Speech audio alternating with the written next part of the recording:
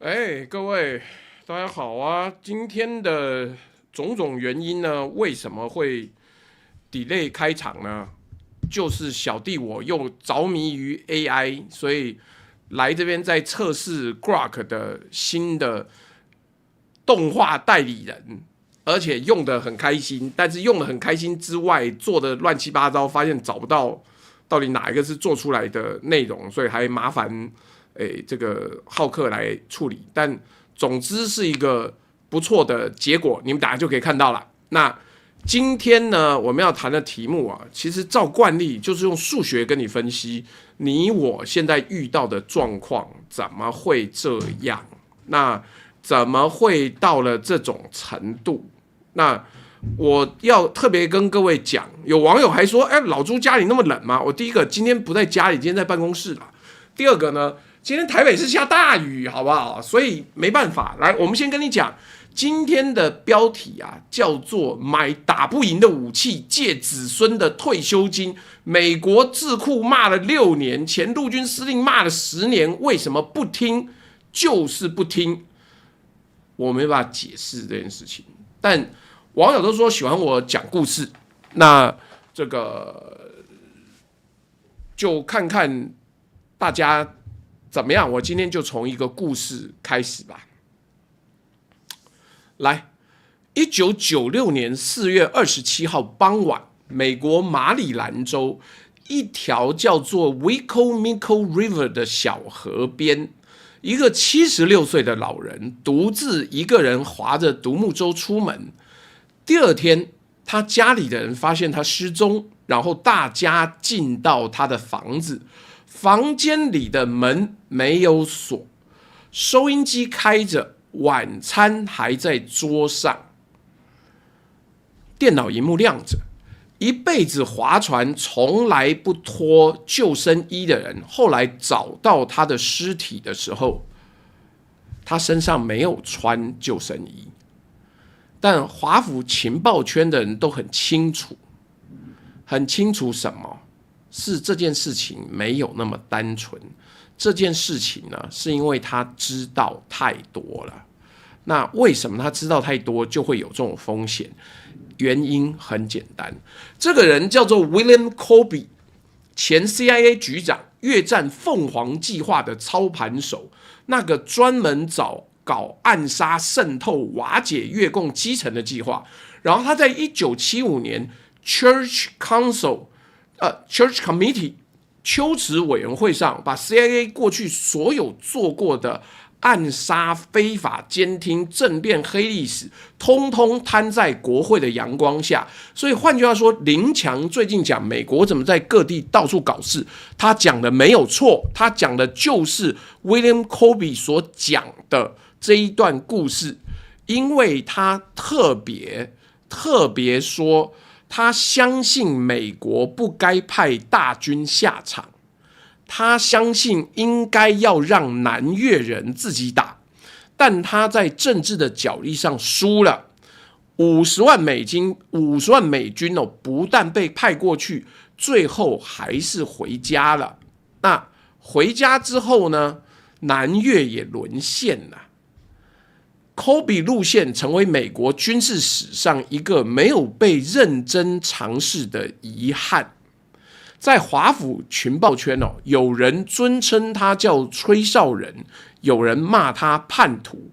1996年4月27日是他在这个世界上最后一次活着被人看见的时候。整整30年之后2026年4月27号凌晨0点10分，台湾台北港10多辆大型拖板车陆续驶出港区，车上载着28辆被黑色防水布完整包裹的东西，宪兵车辆在前后压车，警方沿途交通管制，军事迷挥着国旗为国军加油。那28辆被黑布盖住的是台湾对美采购最后一批 M1A2 T 构型的战车，新台币405亿的最后一张支票所换来的货终于兑现。陆军司令部对外发布说，这是台美军购成功典范。你有没有觉得很特别？我们今天为什么要讲这个故事？因为隔了30年，同一天，一边是一个美国情报舰知道太多的人在自家河边神秘消失，另外一边呢是台湾早就付了405亿，最后捧回28辆战车，说这是成功典范。你知道最讽刺的是什么吗？那个30年前在河边死掉的老人，他的亲孙子就是现在五角大厦的国防部政策次长，就是拍板今天台湾所有军购决定哪些武器运到台湾，哪些不运的那个人，他叫做 Elbridge Colby。我们今天要讲的就是这两个4月27号中间30年的故事。一边是30年前死掉的祖父，一边是30年后拍板定案的孙子，中间夹着的是台湾数千亿的军购，甚至可能上兆，是台湾以为终于买到地表最强战车的得意，是民进党执政这几年军购政策所有的错算。我们要一笔一笔算给你听，而我接下来要用数据证明给你看的是，这28辆战车能不能用，用得上用不上根本不是重点，真正的重点是这笔交易在30年后的4月27日当天完成，就是一个关键。什么关键？是美国正在清空它的库存，把它原本准备在中东打伊朗的东西拿来填台湾的军购清单。而在同一天4月27号，台湾前国安局长、前陆军司令、陆军2级上将李祥宙告诉媒体，这108辆被台湾的亲绿媒体所说天下无敌、超级棒的战车根本毫无用处，近数十年来最荒谬的一笔军事采购。而且更重要的是，你各位不知道，你以为是我们在自己讲吗？刚有网友讲说，嘿，你是不是觉得台湾股市太高了？我告诉你错了，是美国已经警告你好几年了，你根本不听。美国智库骂了6年，自己人骂了10年，骂到这个4月27号战车还是全部交货交完了。接下来才要讲的是定场诗啊，铁翼凌空白烧营，履带横陈难登岸，桥程50车70，还没到场先卡住了。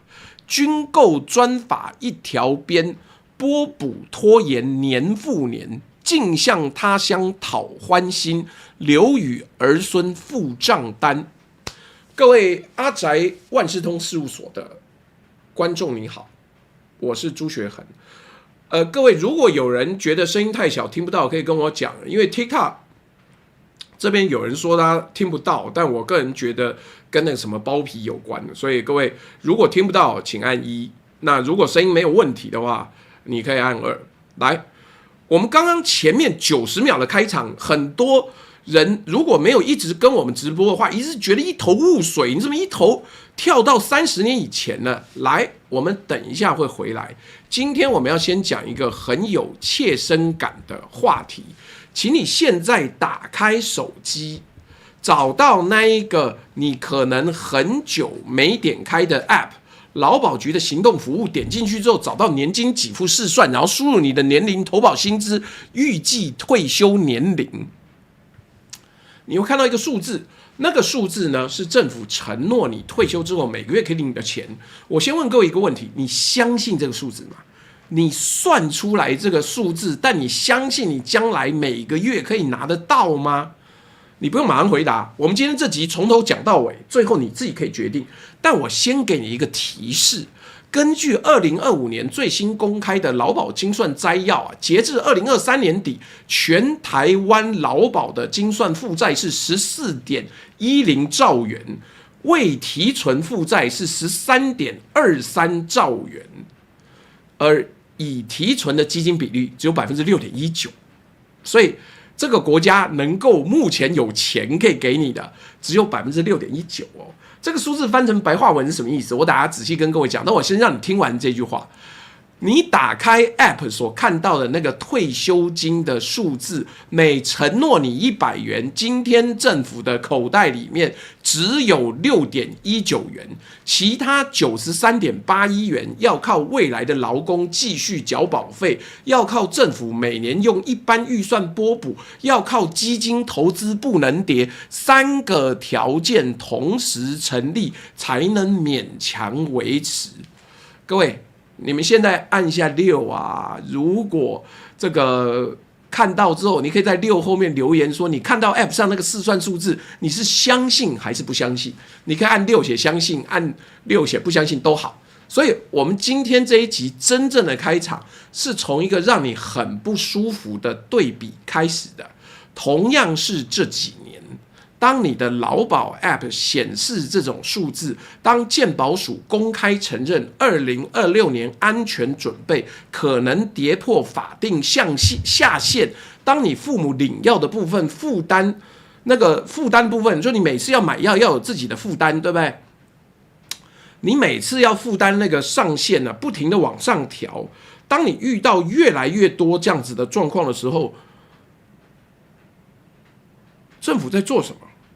你要想一想，为什么我们会问这个问题？因为你都觉得状况越来越危险，然后政府在做的事情却跟你所担忧的危险完全没有关系啊！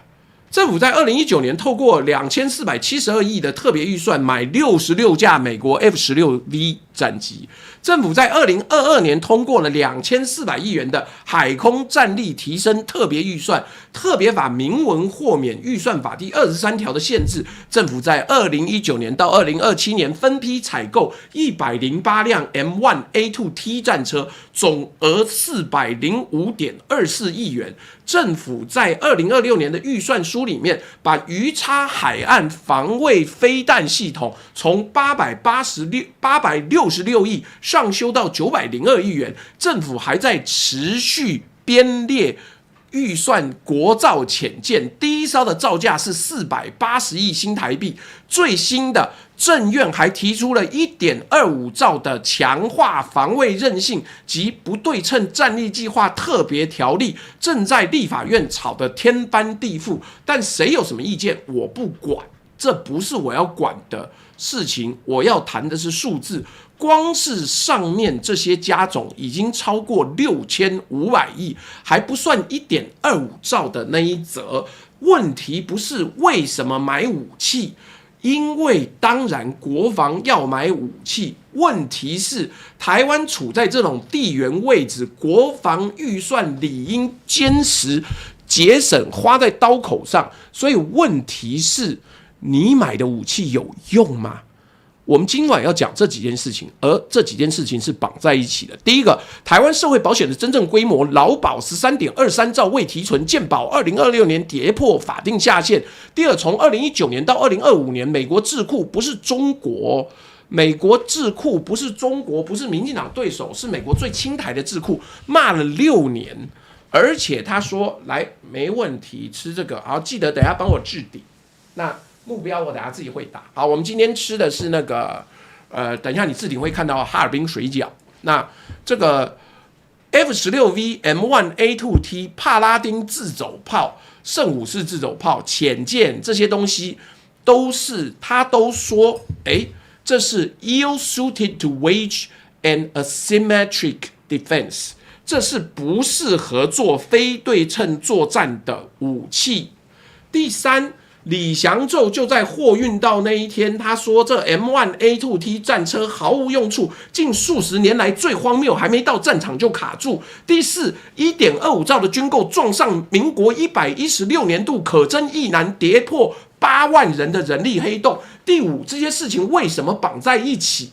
为什么台湾政府可以为买打不赢的武器建立5年期可豁免预算法的专法承诺，却对劳保改革年复一年的说先撑着再说？因为他们不在乎你啊，因为他们不在乎你，好吗？来，如果你觉得这些事情连起来得出的结论很沉重，没错，很沉重，但是本台就是科学说真话，我们要靠科学，要数学来告诉你到底是什么真相。今天这场直播从头到尾就是一句话，有些账啊，你不算清楚，将来就是你的子孙来付。那你要不要算清楚，是你家的事，我们帮不上忙。但我要说的呢，是请各位想一想，你花了这么多钱，政府花了这么多钱，那你到底有没有接受到好处？你到底有没有接受到照顾？我跟你讲，你去那个国军的论坛看，没有人觉得妈我武器到了好棒棒，没有人觉得今天卓荣泰又在那边瞎呼噜，没有人觉得赖清德回国他好骄傲，他只说干你欠我的钱要还我。明明国家的立法院就通过了要调涨薪水，你不给我调，我看到有网友直接讲，你欠我7万5。今天5号到了，你欠我7万5，你什么时候要还？我觉得这是一个很伤感的事情。你的军人不要说知不知道800了，不要说有没有知道未来可以怎么走了，他连薪水都没有拿齐，他觉得你欠他的，这到底是什么状况？让我用数字跟你讲啦，这个账你今天不算清楚，明天就是你的子孙来付啦。那要付什么东西呢？等我打出目标来，如果今天过了目标，我们就来精算费和究竟。我们今天都算钱，干，因为林北很缺钱，所以我们都要算钱。究竟浪费了台湾多少发展和前途？各平台都算，好不好？来，我们就做一个核能的总精算。来，我们先这样讲，2008年呢，全球金融海啸，雷曼兄弟倒了。那一年呢，台湾劳保的普通事故保险还在赚钱，为什么？因为劳工多，缴得多，保费收入比给付支出多出大概2000亿元哦。基金规模稳定累积，算盘还打得响，还有办法想。2017年就是一个分水岭了。我记得当时有某些节目主持人周都在谈劳保健保，因为的确2017年之后都不转了。从2017年开始，劳保普通事故保险连年短促啊，保费缴进来的钱已经不够给付领年金的人了。从2020年到2024年5年的短促数字是这样子的，就是少收了多少钱，收进来比给出去的少了多少钱？481亿、284亿、382亿、441亿、604亿。2025年的预算短促数已经编到849亿，这个趋势不是有些年份赚，有些年份赔，是连续8年亏损，而且赤字呈扩大趋势。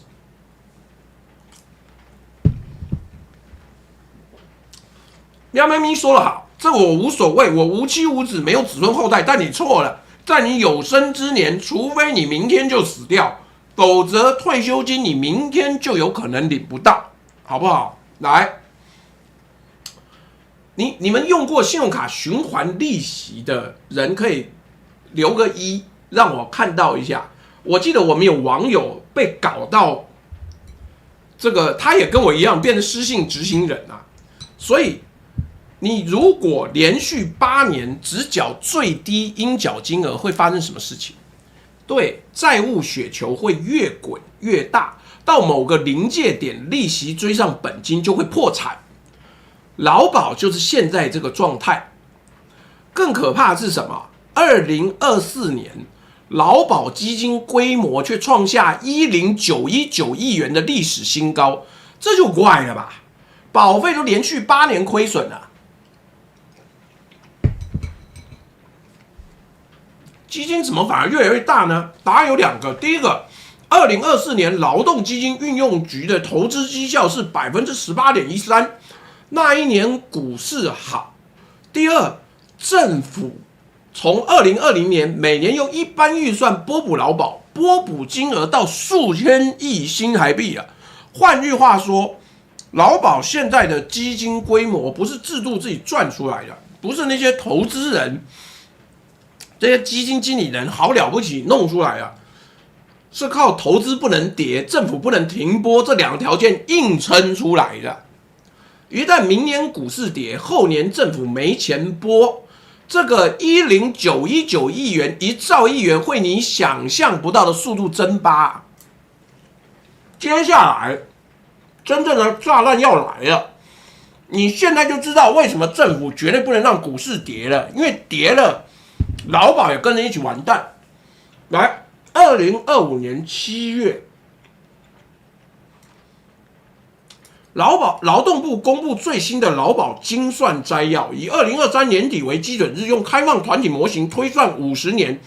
台湾劳保现在有1010.8万人参加，平均年龄40.9岁，平均投保年资16.1年，平均投保薪资35048元。在这个假设之下，劳保系统的全部给付承诺现值是14.10兆新台币。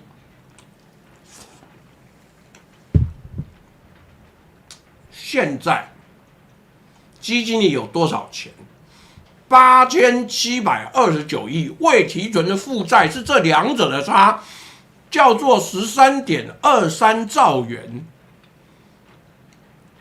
已提存比例就是政府唯一锁在手上的那些钱，是基金除以精算的负债6.19%。我再强调一遍。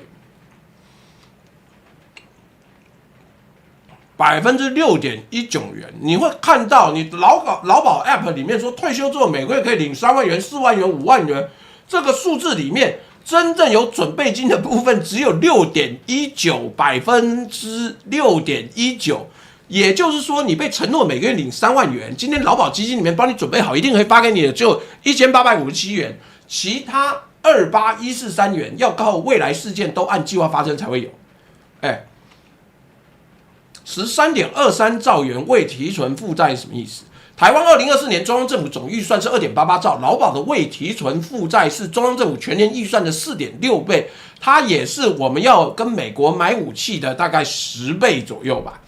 这个数字也比所有的大型军购案加总大很多。F-16V 加海空战力加 M1A2T 加鱼叉加 HIMARS 加国造引擎潜舰，全部加起来大概6500亿，只占劳保未提存负债的4.9%。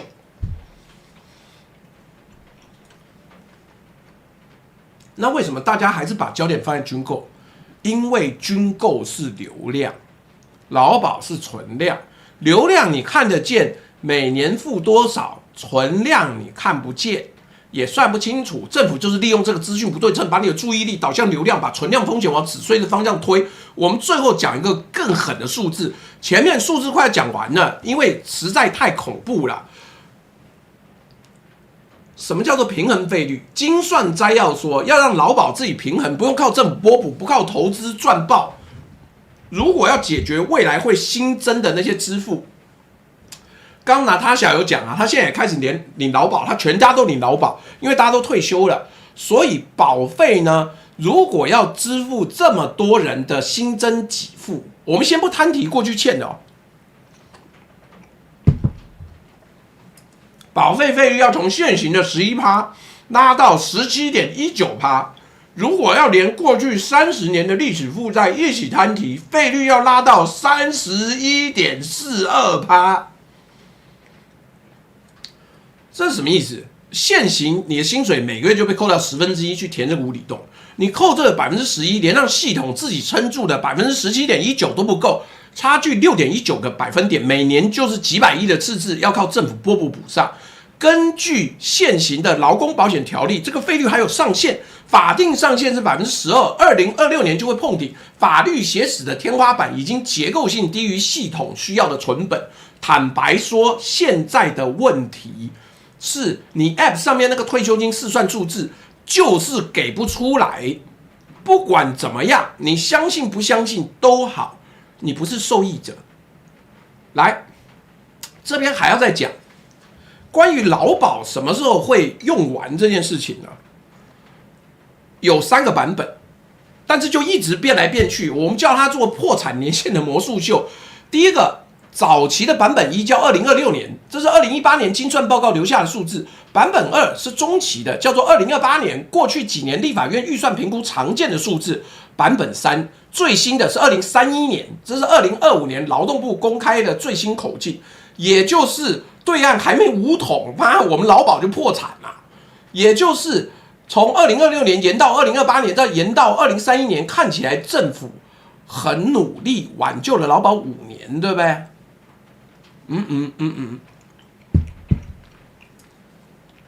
延后的原因什么都没改，没人改费率，没人改给付，没人改请领条件，法律一条都没改。那5年是怎么变出来？2个动作，第一个，政府每年用一般预算拨补，用你我的纳税权去拨补。那从2020年开始拨补200亿，2021年220亿，2022年拨300亿，2023年拨450亿，2024年拨870亿，2025年拨到1200亿。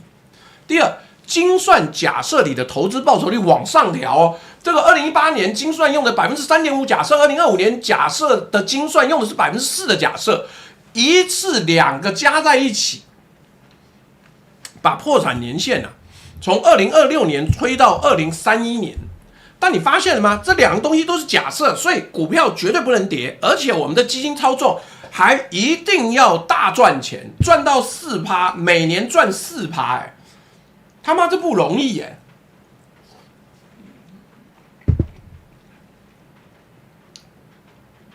而且投报率的假设是未来50年的平均，谁能保证？政府拨补不是下任政府愿不愿意继续，谁能保证 ？Violence 说议题很棒，但听完之后，我们个人能做什么？希望有积极的建议。要等到最后啊！他妈，我中间就给建议是干嘛？那大家就散了，是不是？来，所以精算摘要自己很坦白，他列了一个叫敏感度分析的东西，说明这个2031年的数字对哪些变数最敏感。第一个，政府拨补金额，如果政府拨的少或者少不拨，完蛋，年限往前缩。第二个叫投资报酬率。阿花说：“朱大好，我上班中有听到好事联播网广播，洪申翰在推自愿再缴6%，退休可领更多更有保障。那你要不要去当兵算了？我告诉你，这都狗屁！所有你现在缴的钱，有很大部分的比例，以数学来讲，你是领不回来的，你是领不回来的。为什么？我刚刚已经这样讲了。第三个，请领人口成长率比预期多10%，年限就会往前缩1到2年呢。”换句话说，这个5年没有一个假设可以出错任何一个假设出错都不行如果下个10年的战后婴儿潮全部退休了，这5年随时就没有了。所以你觉得2031年劳保用罄听起来离你很远吗？让我把这个数字翻译成你的人生如果你今年35岁，2031年你40岁，距离退休还有25年，劳保可能在你退休前25年就已经破产1次了。如果你今年45岁，2031年你50岁，距离退休15年，劳保可能在你退休前15年就破产。如果你今年55岁，明年退休好，这个年限对你影响相对小，建议你赶快逃，因为你会在前面领到，但你的子女会接过破产后的烂摊子。破产之后会发生什么事情？很简单，情境 A 提升费率到 17.19%。也就是每个月薪水5万块的人，劳保保费要从5500元跳到8595元，月增3095。这还是员工自己的部分呢，雇主部分另计。那个浩克帮我烤2根香肠干，我觉得肚子还是很饿，还有给我一点茶，不然这味道太重了，因为东西好吃。所以光是这样子要扣多。第二个情境 B， 你就剉赛，你不要相信什么洪申翰讲说每个人要多缴6%，我建议你不如自己多存点钱情境 B 叫删减给付，退休劳工每月领的年金被砍，最常见的提案是砍2到3成，也就是你3万元退休金实领21000块到24000块。情境 C 是政府用一般预算，也就是国债填洞，这条路看似最无痛，但其实把账转给还没出生下一代，而且他们不生出来，你就跟着完蛋了，好不好？你就跟着完蛋了。来，这3个选项呢，没有一个是好的。没有一个是好，一个都没有，都不好。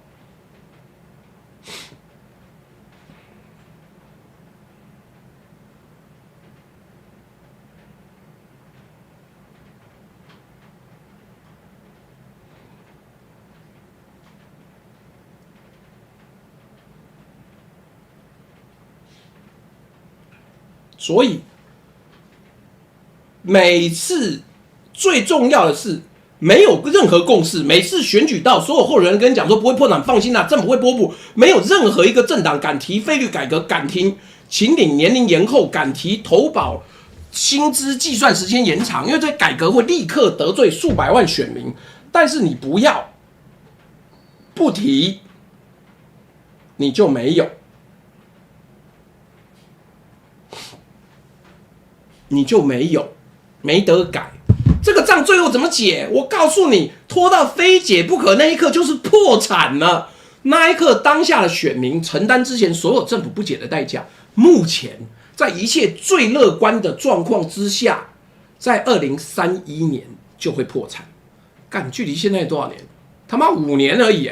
来，还没完。干，你看他妈这个真讲不完。健保的薛丁格式稳定。讲完健保的核弹级数字，有人会说，那健保总是没事吧？我每个月健保费缴这么开心，看病一次挂号就100多元，现在已经到200了，假日还有地方到300。台湾健保不是世界第一吗？台湾 No.1。健保不像劳保那样立即面对兆元级的黑洞，但它正划下一条不调费率就要长期靠公务预算的路。健保现在最像什么？最像那个薛丁格的猫，关在盒子里面，你看不见。打开的瞬间，他可能还活着，也可能已经死了。健保的盒子是在2026年，就是今年。今年好吗？我先讲结论啊。最近几年的健保收支，2020年短促676亿，2021年短促155亿，2022年转为结余103亿，2023年结余344亿，2024年结余227亿。很多人看到说，哇，谢谢李景浩的抖内，让大家都收到会员，麻烦收到会员要珍惜，不要从此就不来了，好吗？我们这边免费仔很多，来，好啦，大家开心了，对不对？2024年就转亏为零啊，结果嘞，这个结余不是健保自己赚出来的。2021年1月，健保费率从 4.69 调到 5.17%， 这是汇率调整，费率调整，然后接下来扣缴范围逐步扩大，费基调整。健保基金有200亿到240亿急剧的公务预算支柱，这是直接拨钱，3个动作合起来，把健保从年年亏损变成短期结余，但这只是调费用加多缴费加政府补3招撑出来，跟健保的严命逻辑一模一样。来。以现行的费率来讲，2023年到2025年保险收入平均成长率只有 0.79%， 但医疗总额平均成长率是 4.14%， 也就是台湾人越来越老，越来越病，越来越容易去医院。这 3.35 的差距百分比代表什么？代表健保收进来的钱成长很慢，但要付出去的医疗费用成长很快，差距会像信用卡循环利息一样，每年复利累积。2026年呢，健保会自己的官方试算，在现在的费率不变、医疗总额成长率落在 3% 到 5.5% 之间的状况之下，健保当年的保险收支会短促470亿到707亿元。短促本身没有问题，但问题是安全准备金会跌到什么水准？法律规定要维持在1到3个月的保险基付支出。所以2026年的试算结果，就今年年底安全准备金约当保险给付支出的 0.96 到 1.3 个月0.96个月，低于1个月就跌破法定下限了。如果这个试算是真的，2026年的健保就违反全民健康保险法了。届时政府的选项只有3个：第一个，再次提高费率，但是费率上限是6%，再调，要不要选举啊？民进党。第二，再拨更多政府预算，2024年拨240亿，2026年要拨多少才补得起470亿到707亿的洞？而且这只是当年。第三，砍几副项目啊，把高成本的新药延后纳入啊，以后什么1剂1亿元的不会再给了，妈就是你该死就让你死，这些罕病药嘿拎刀的代志，因为这才是真正的社会学，没有叫你烧健保费给一个病患1亿元，然后告诉我哦健保好棒，到处去宣传，干你社会学逻辑来讲，这根本说不通。健保现在问题的本质跟劳保是同一种，人口老化，所以2024年台湾65岁以上的人口占比达到 19.7%， 正式进入准超高龄社会。2025年突破 20%， 正式迈入超高龄社会。老人的医疗使用量是青壮年的 4.4 倍，再过5年65岁以上的人口将达 23%。医疗费用会持续上升，这不是任何一个政府的失误，这是人口结构的刚性事实。但怎么面对这个事实是政府的选择。健保的问题比劳保更治理不对称啊，因为健保法有完整的治理框架，费率上限就是 6%。但是问题是，安全准备也要1到3个月，政府的负担比率不得低于 36%， 全部有入法。但是政府用的是最没有政治成本的那条路，拨补，不用国会大辩论，不用费率公听会，不需要民众接受，拨就是了。问题是拨的钱从哪里来？从还没缴完税后的那个下一代口袋里来。干今天讲这么硬的东西，妈还破千呢，真见鬼了！各位真是对数学着迷。但是我跟各位讲一件事情，我最近要非常认真的带货了。你们可能没办法想象一件事情，我过去为什么你看我带货带的有点犹豫？原因很简单，我他妈在过去5个月的时间呢，我觉得我带货带到快要破产了。我明明卖很多东西，结果他妈的，我觉得我钱怎么我一直在补，补到我都没有钱了，我的银行都空了。我想说，干怎么得了？是不是不应该再带货了？怎么会越带越亏？后来发现一件事情，工作人员忘了按授权那个按钮，因为本台使用的这个系统啊叫 Cyberbiz 到最后结算的时候要按一个按钮叫同意放款，我整整有5个月1毛钱的货款都没有领到，所以我在不停的贴钱，贴到我一个靠背。那幸好今天我已经按了这个按钮，连续播了5个月，从去年12月到今年4月，所有的这个带货款终于来了，干，吓得我尿都快流出来。我如果没有拿到那笔钱，我下个月就要破产了，好不好？这什么叫钱太多才会这样？你看，这不是我在处理的啊！妈，我更生人花了5个月，我还在适应这社会，好不好？谁知要按那个钮啦？所以阿弥陀佛，我非常感谢，我险就差1点就要破产了。所以各位赶快，我们接下来带货那些东西呢，就是精致果物那些进口的水果呢。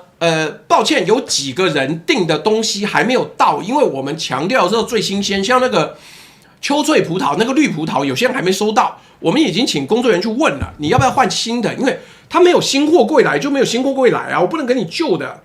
那所以请各位多下单，哈尔滨水饺也是真的很好吃，请各位多买多吃。那这个，然后还有之前的蜂蜜啊，也是一样，不是兵哥吃太高级，不是他，我被欠了5个月的货款所以也没有说苦尽甘来了，我终于收到一些钱了，开心，好不好？所以现在各位那个丰裕的蜂蜜也要开始买了、啊，各位，因为春蜜刚上市是新鲜的，他们刚采下来，而且我6月还准备去那个丰裕蜂蜜的分店办赏蜜会。6月应该有新上市的蜂蜜，叫红蛋比蜜，到时候可以来吃吃看，然后这个稍稍享受一下新东西。阿干有香肠，谢谢你。还有进攻的，各位看到没有？如果你家有小孩喜欢这种漫画型的带骨香肠的话，进攻是我目前知道台湾少数有这个产品的单位，好吃。来，所以这个要跟各位说，请大家多多购买，好不好？那还有什么呢？有啦，我们还有罐头预购，还有佳美能。我特别要讲一下佳美能的产品，你最好赶快买，因为库泰科会调价。那我们到底有没有调？我要再去问我们的工程师。但是就这样子，什么 ？Eurosmith 说老朱终于有钱了，默默收起准备扫码的手机。干，那个钱是给公司的，好不好？你想太多，那又不是我带货就给我，不是，那是要给公司的啊。来，我们接下来讲，终于进入认真的深水区了。因为老子现在穷，所以我也不在乎得罪谁，因为他妈就没钱呢。你要我怕什么得罪谁？来，社会保险的2颗炸弹讲完，我们先来看军购这一面。讲军购之前，要先拆穿一个很常见的误读：国防预算增加等于军购增加。这错了，很多媒体报道都在犯。先看数字，台湾的国防预算在公开资料里面2种口径。口径1，国防部主管预算2020年3512亿，2021年3617亿，2022年3740亿，2023年4151亿，2024年4345亿，2025年4760亿。口径2，整体国防预算含特别预算、退辅事业基金，2023年5863亿，2024年6068亿，2025年6470亿。5年之内，国防部的主管预算增加了1248亿，整体国防预算增加了大概1500亿。真的，看起来政府好像很乐意花国防预算。国防部主管的预算增加了1248亿，整体国防预算增加了大概1500亿。但问题是，这些钱具体花在哪里？来，我们要做比立法委员还认真的事情，我们来分析给你听。立法院预算评估的研究告诉我们一个关键数字。谢谢子祥送了一只柯基，也谢谢 Kate 跟黑桃 K 还有简简单单做自己抖内，我们最近都是排名前面的。来，先讲国防主管预算的内部结构是这样子：人员维持费47.37%，军人薪水、退休给付、伙食备辅。作业维持费呢是28.51%，油料、弹药、训练演习、设施维护、军事投资呢是24.12%，武器采购、研发、新建设。注意，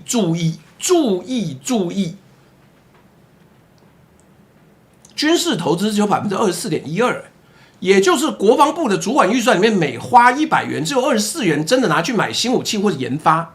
24.12%这个数字其实是台湾近10年的新低点哦。原因不难猜，第一个，国军人数呢虽然从27.5万目标降到实际大约15万出头，但退休军人的给付责任仍然在持续累积。第二，自愿役招募成本高，月薪呢也没有办法低，不上去月薪不提，招不到人。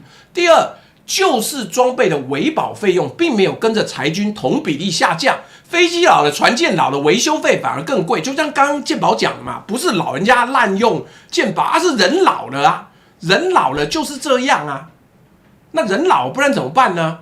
就是要多去嘛。来，为什么国防预算总额看起来年年增加？军方真正能拿去买新武器的钱比例反而被压缩，真正吃掉军事投资那一块是哪几个案子？我把近5年付款高峰落在这个区间的大案列出来。第一名 F-16V 新式战机特别预算66架，总额2472.28亿元年到2026年付款，这是怎么搞的？好啊，我们刚刚已经讲过这个图啦，那后面就讲哦，怎么又多了一个还没讲到的状况？好，总之我们先讲到这里，就是我目前的军购呢，就是不太够的一个状态。但来，为什么会这样讲不太够？就是因为你的分配不是你以为的分配啊，分配的状况很不正常嘛。那为什么不正常呢？是因为，来刚讲了，2020年到2026年 F-16V 新式战机特别预算66架，总额2472.28亿元。第二名，海空战力提升特别预算，上限呢是2400日元。2022年到2026年5年期，而且特别法明文豁免预算法第23条的限制。第三名，鱼叉海岸防卫飞弹系统，原列866.01亿元，2022年预算书上修至902.41亿元。第四名 M1A2T 战车108辆，总价405.24亿元。2019年到2027年付款。第五名 HIMARS 远程精准火力打击系统，总额325.24元，29套发热车。有人问好不好吃？好吃啊！信功这个东西，你家小孩会很爱吃啊。5个大案加总起来6505亿元。各位，前两名的 F-16V 加海空战力占了这个6505亿的75%哦。也就是4872亿压在这个两个多年期专法化不容易逆转的承诺上面，而这两个案子就他妈刚好是美国智库从2019年骂到2025年的买错了名单上的核心成员，而这还不是最新的。政府2026年提出 1.25 兆强化防卫韧性及不对称战力计划的特别条例，立法院现在正吵天翻地覆，妈，国民党都被快吵成两半了。国民党喊3800亿加 N， 然后有国民党立委喊8000亿，还有那个将来可能想要选总统，但是成功几率不是很高的某不知名市长、不具名市长喊说嘛1兆。那民众党排4000亿，政院坚持 1.25 兆，三党都在金额上做文章，但真正该问的问题没人问。这些钱买回来东西能用吗？我们来跟你讲一个事实哦，美国智库怎么骂？但我先念一下斗内哦。这个 N Chain 欢迎加入公仔 Carry， 谢谢你的斗内贴图。坏掉龙酒说，请支持极细棉花棒单人阿鲁巴老猪并按赞分享加群热推购买商品。也请问老猪祝福打气，谢谢蓝豆。今天听到客户儿子抱怨兵越来越难当，然后有的地方单位缺人不补，会作业的做到死，20年的兵到了，毕竟已经有终身俸，还不赶快跑。Natasha 说，现在家家户户都有人在领劳保，但是缴劳保的人越来越少。上个月我也加入领劳保的行列，能领多久我自己也不知道。TW 说，最近难得跟上。Violet 说，议题很棒，那我们等一下个人能做什么？快逃啊！阿花说，总之不要听洪生汉，你愿自己多存一点钱。TW 说，现在有 AI 帮忙，其实人人都可以试算未来6年每年可以有多少义务役入伍。陈彦迅说，赞助一下，想知道那些废核的家伙到底把台湾损害到什么程度？哦，那个惊人了哦，你不知道。来Alan 说，朱大不要老骂免费仔，我知道知识要付费，但我很生气，来尔回而来，为了大陆不去拦截他这偷渡仔，把他带去大陆审判，你搞错了，他把赖清德留下来，对习近平来讲是多棒多好，他留在那边搞着搞着，台湾就越来越弱，搞着搞着，台湾就越来越穷。要我也把他留在那边，让他回来。而且我昨天就讲了，你们不要在那边替他担心什么回不回来，一定回得来啊，总不可能在空中被击落吧。Every 调说朱大晚安 ，Sylvia 呛说乱七八糟伤脑筋啊。好啦，他们现在有按钮了，以后会每个月记得按。谁又跟他呛说才赶上，就听到朱大亏钱吓坏。你不要说你吓坏，我也吓坏了。我想说下礼拜就破产呢，为什么越卖越破产？哎，丁丁丁说，就算是真的买好武器，问题是这些武器有足够的人操作吗？没有。朱家义说，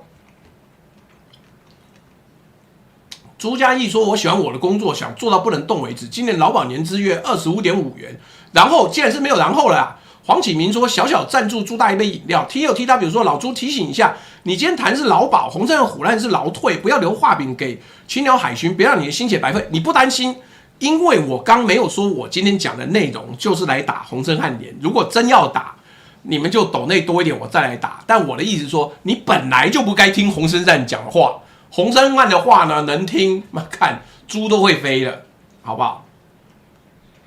来。”美国智库呢已经骂了6年，这一章是今晚最关键的一章。那工作人员帮我播动画，好不容易做动画给大家看。我们要做的事情很简单，就是把美国智库从2019年到2025年6年间对台湾军购结构的批评一条一条列出来，然后加上台湾自己人骂的10年。前国安局长、前陆军司令李祥宙在4月27日当天告诉我们，这108辆战车是近数十年来最荒谬的军购案。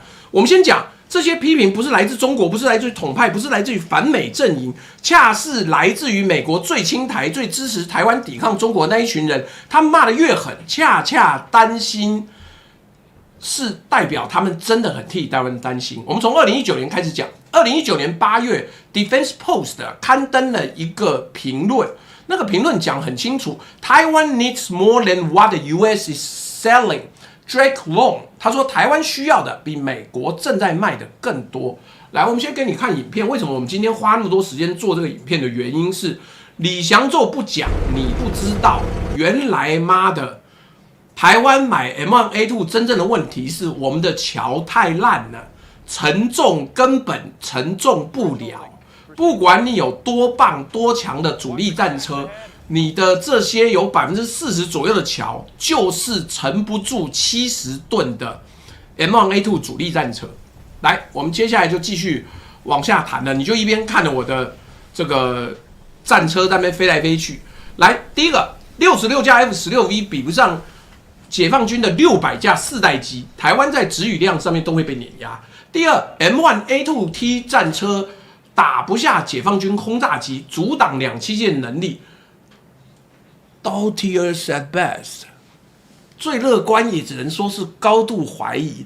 第三 ，M1A2A 战车只能在敌人已经登陆后反攻才用得上。那个喇叭要帮我关一下，不然会有回溯。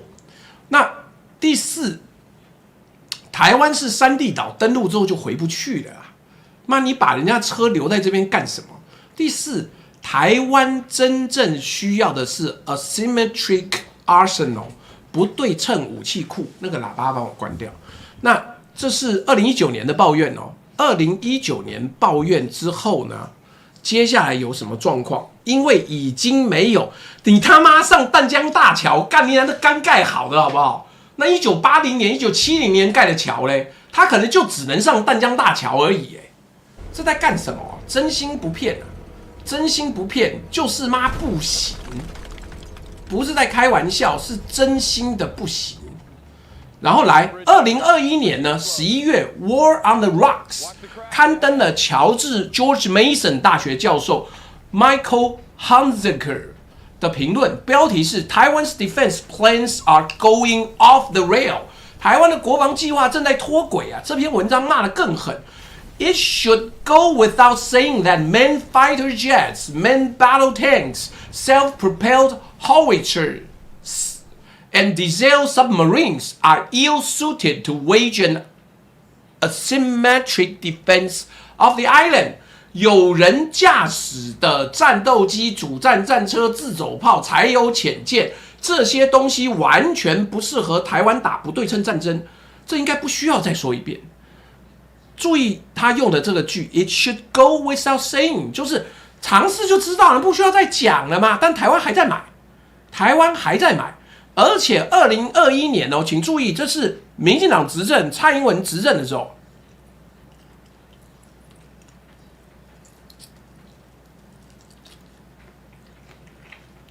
他说什么 ？Taiwan's Ministry of National Defense has abandoned asymmetric defense reform in all but name。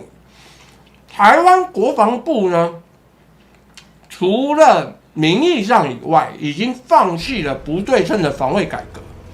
2021年的评论，台湾继续买。2025年4月，美国海军协会 Proceedings 月刊，他怎么讲？他说 ，Envisioning a hellscape， 我们想象一个地狱景象。Ukrainian lessons for a Taiwan drone strategy。这篇文章用了乌克兰战场的数据啊，给出一个让人窒息的判断。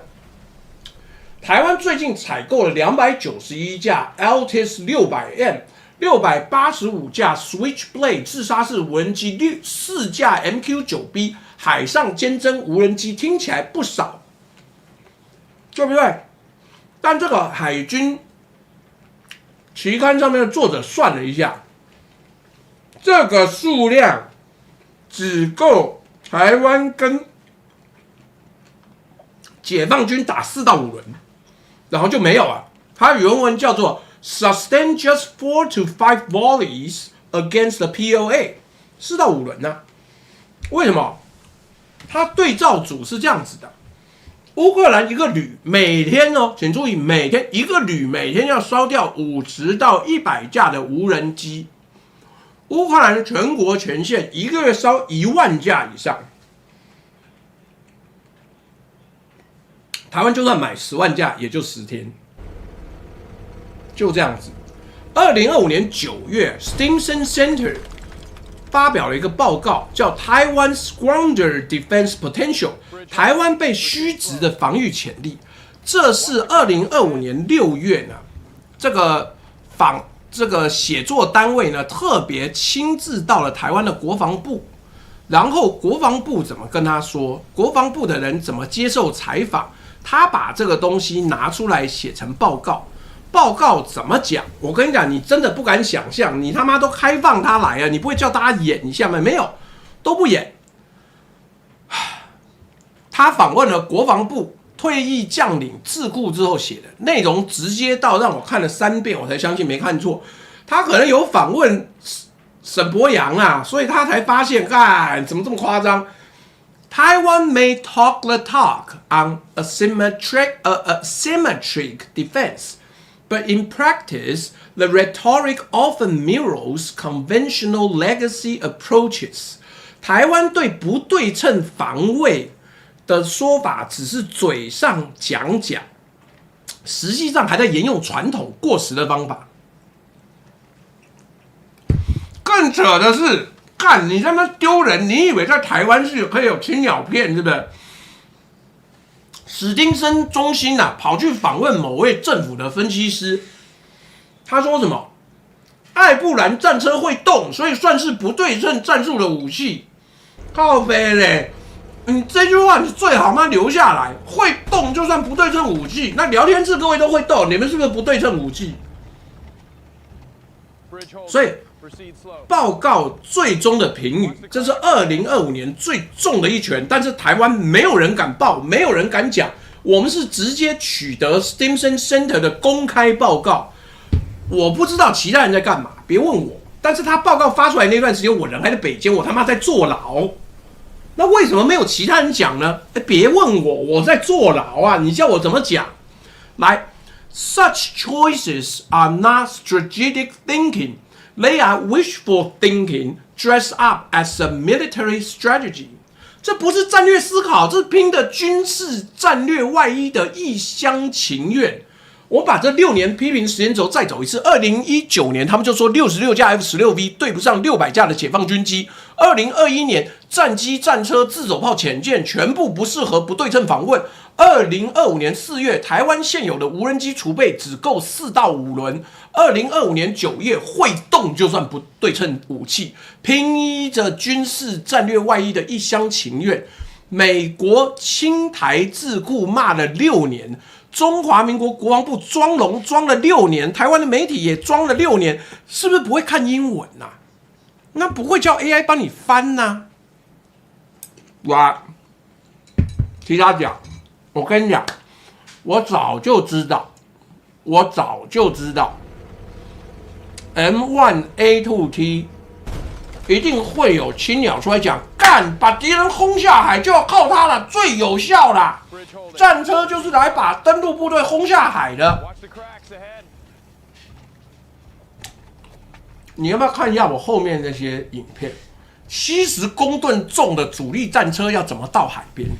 后面的章节会讲到，台湾有29000座桥，里面的40%是建在1980年以前，它的承重法定承重只有30到50公吨。M1A2T 重70公吨啊，战车根本到不了海边，怎么把敌人轰下海？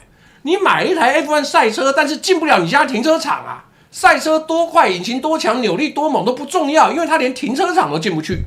来，还有第二个话术嘞，他说干机场被炸有快速抢修包，很快就恢复作业啦。反正中国第一波呢，只能发射500枚飞弹，要轰塌一座机场至少要100枚，所以打不烂我们所有的机场。听起来很有信心，对不对？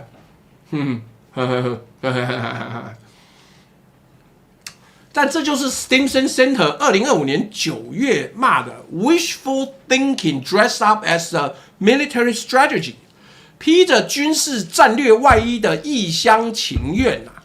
问题不是能不能抢修，你机场能不能抢修？请问抢修包够不够？跑道修好之前，战机停在哪？战机在地面被打掉怎么办？跑道修了之后，下一波的500枚又来嘞。你用抢修包3个字就可以回应哦，干！你以为战争是修水管是不是？把破洞补起来就行。你要在枪林弹雨里面，在飞弹雨之中要去修复，你修到一半，人家来颗飞弹全部炸平了，干！你要是怎么用复制人在生产下一波的工兵吗？我真心不知道这在讲什么。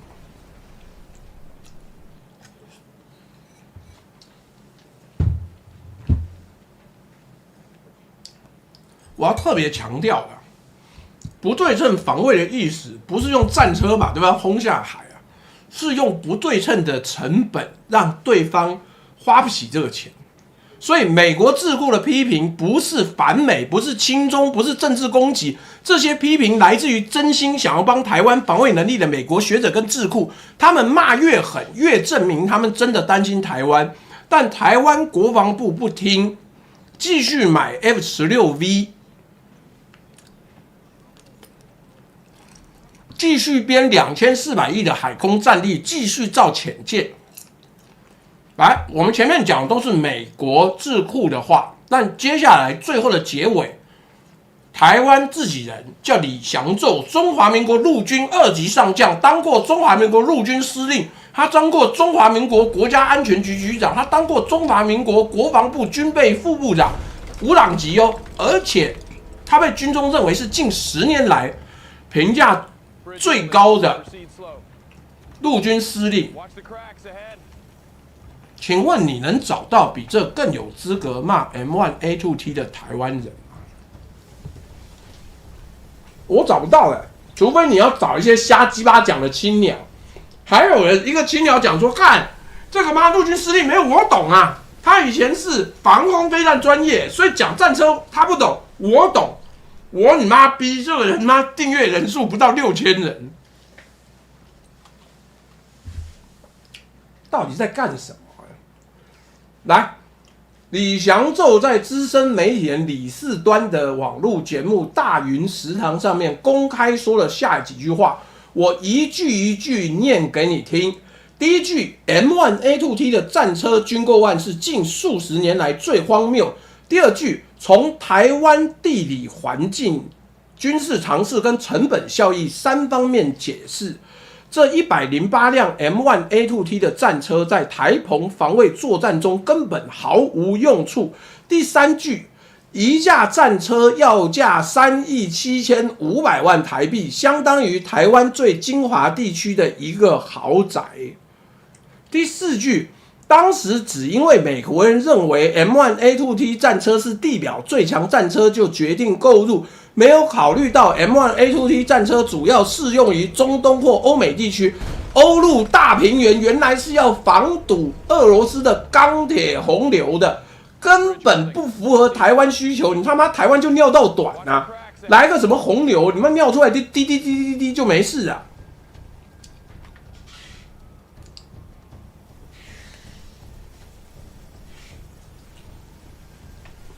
哦，小内给斗边以前应该是战车兵，他说 M24的炮弹很糟糕，我曾5次未击发，干什么未击发呢？炮膛里面就炸了、他说下车先拜战车不杀之恩。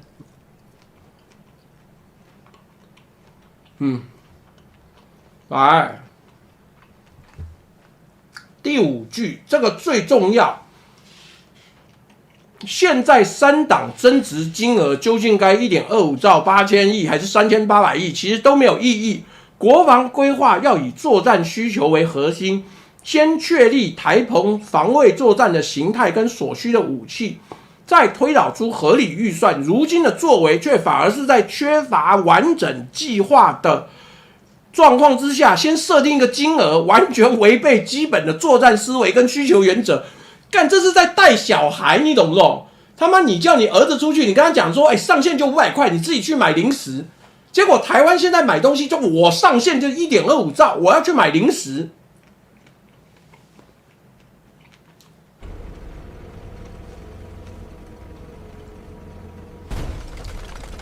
这 L 小戴，哎呦，你怎么把你的名字从 Irene Love Snow 改回来了？他说，台湾的朋友们，他新加坡人，他说你们要知道，你们今天的钱不是为了买武器，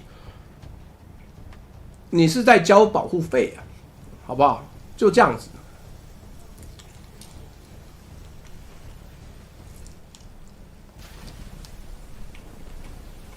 来，接下来。我们要讲是他讲的对啊，妈的，我们买军备又不是妈小学生买乖乖，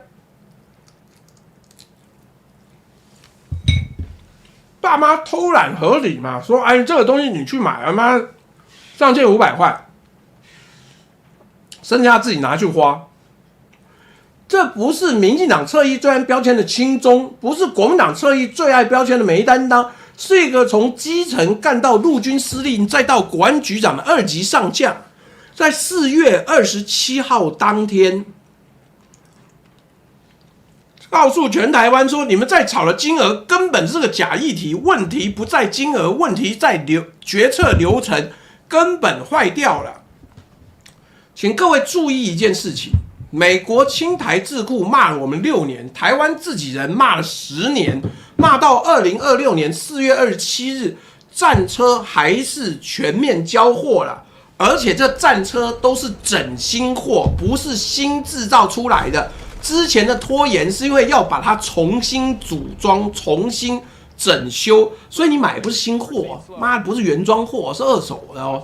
来，所以L 小戴说，终于可以把名字改掉了。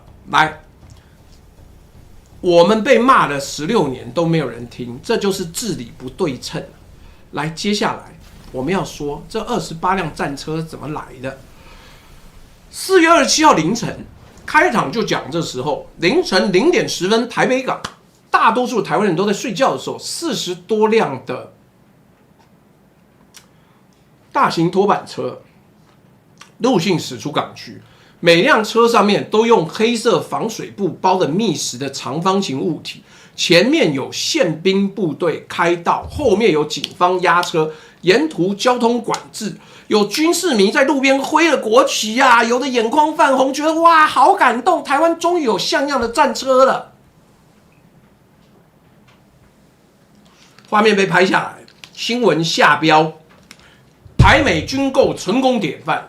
来，我们各位稍稍分析一下，什么叫做成功典范？第一批38辆，2024年12月运抵；第二批42辆，2025年7月运抵。当天，赖清德总统亲自到湖口陆军装训部视察实弹射击，发表名言：不愧是地表最强战车啊！第三批最后一批28辆，2026年4月27日凌晨运抵，108辆全部交付完毕，新台币405.24亿元的最后一张支票兑现。部署在哪里呢？六军团卫戍北部林口269旅，一个连湖口陆军装训部有10辆，584装甲旅全旅换装，584旅好像就是我们伟大的210将军俞北辰以前所在的部队呢，开心吧？来，附带还有采购哦，他不只是买了这个 M1A2 哦。他买了14辆 M88A2 救济车，就是战车坏了用来拖的，一般车拖不动。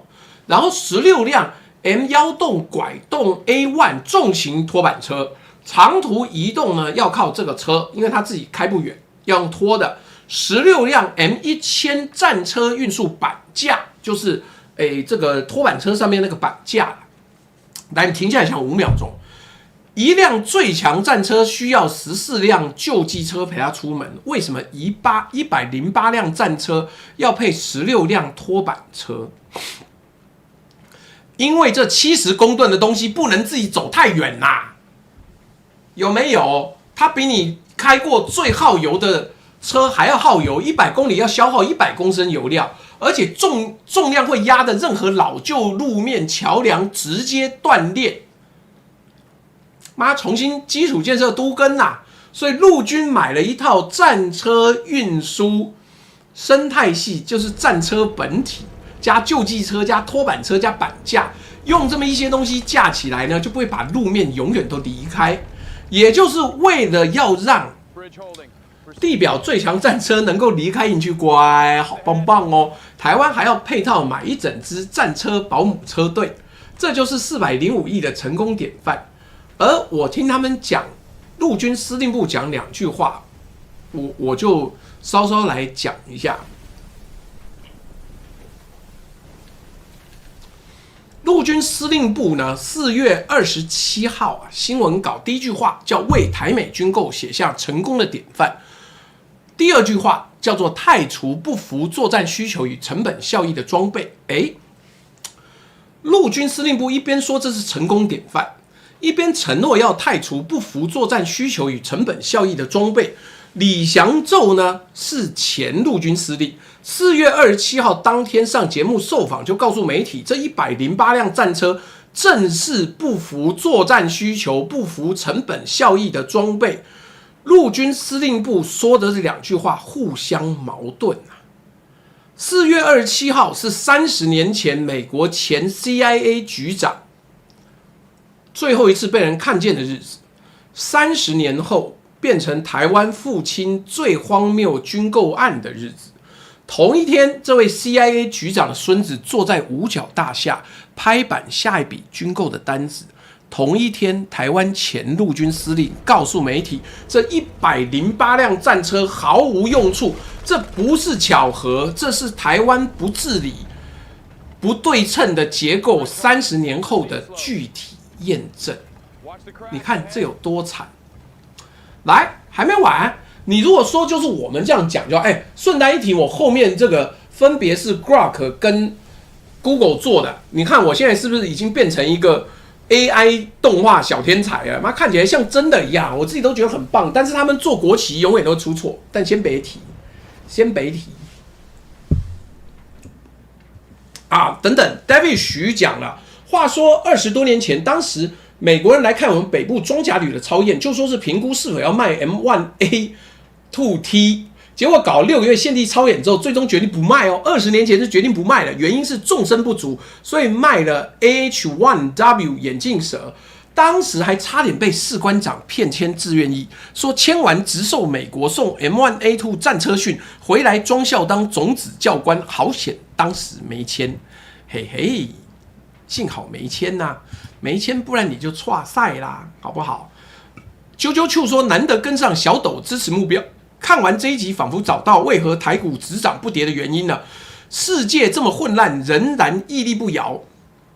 劳保倒是没想过会领到，但是他不能让劳保倒啊，所以股票一直必须要涨。出客户谢你的抖内，叮叮叮，谢你的30元抖内，你他妈不能抖多一点嘛？还屎了！来，好了，聊天室已经有人在讲。说，哎呀，美国智库一直骂不对称，不对称，不对称，到底什么是真正的不对称？来，我们不讲理论，讲战场。2022年2月24日，俄罗斯入侵乌克兰。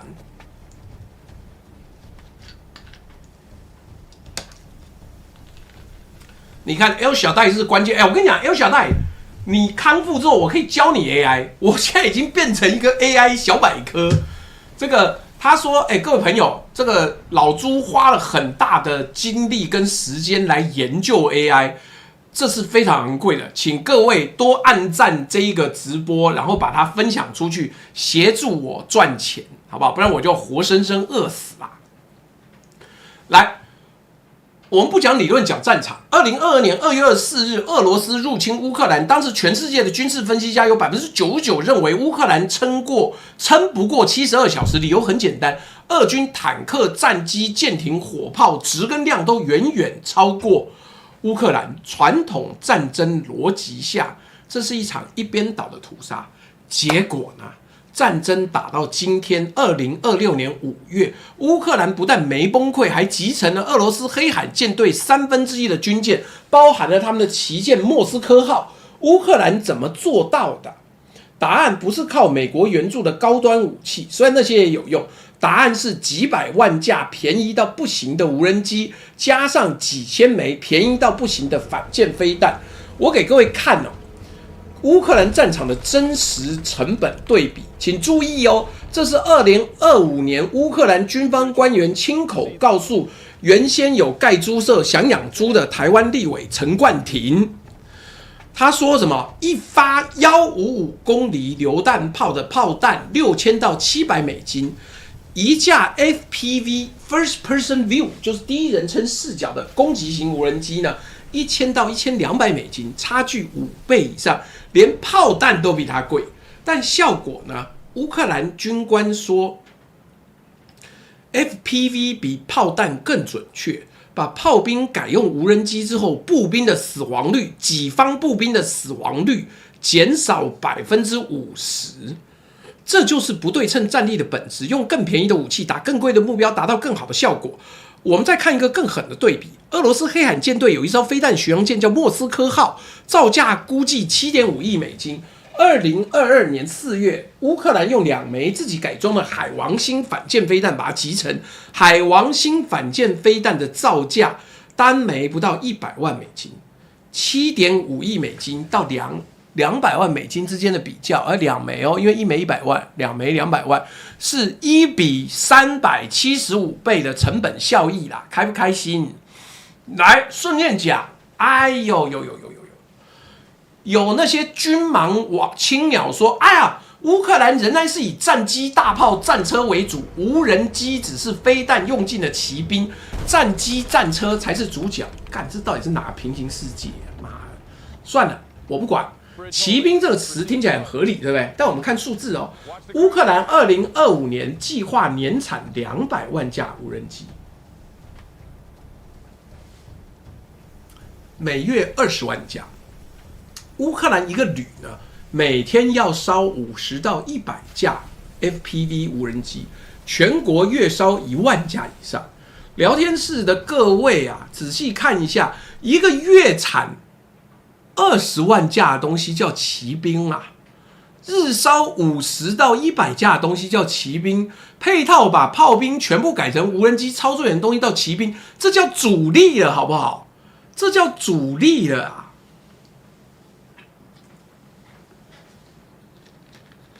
你看 L 小戴说的很有道理啊，他说你每按一个赞，就会让演算法可以把这一个影片扩散出去。你如果按赞，你不要花钱，但是对这一个影片来讲，是一下子可以赚回来的啊，也不一定赚回来啊。但是这个 AI 订阅很烧钱的，好不好？你后面看到的现在这个满地烽火，这是 Grok 做的啊 ，Grok 订阅很烧钱，他现在推出来新新工具，我今天第一时间就用，我第一秒看到我就拿来用了。你们看到大概是全台湾最新拿来使用的人，就我。好吧，来，骑兵的定义是你打到一半才偶尔放出来，用了会吓到敌人的招式。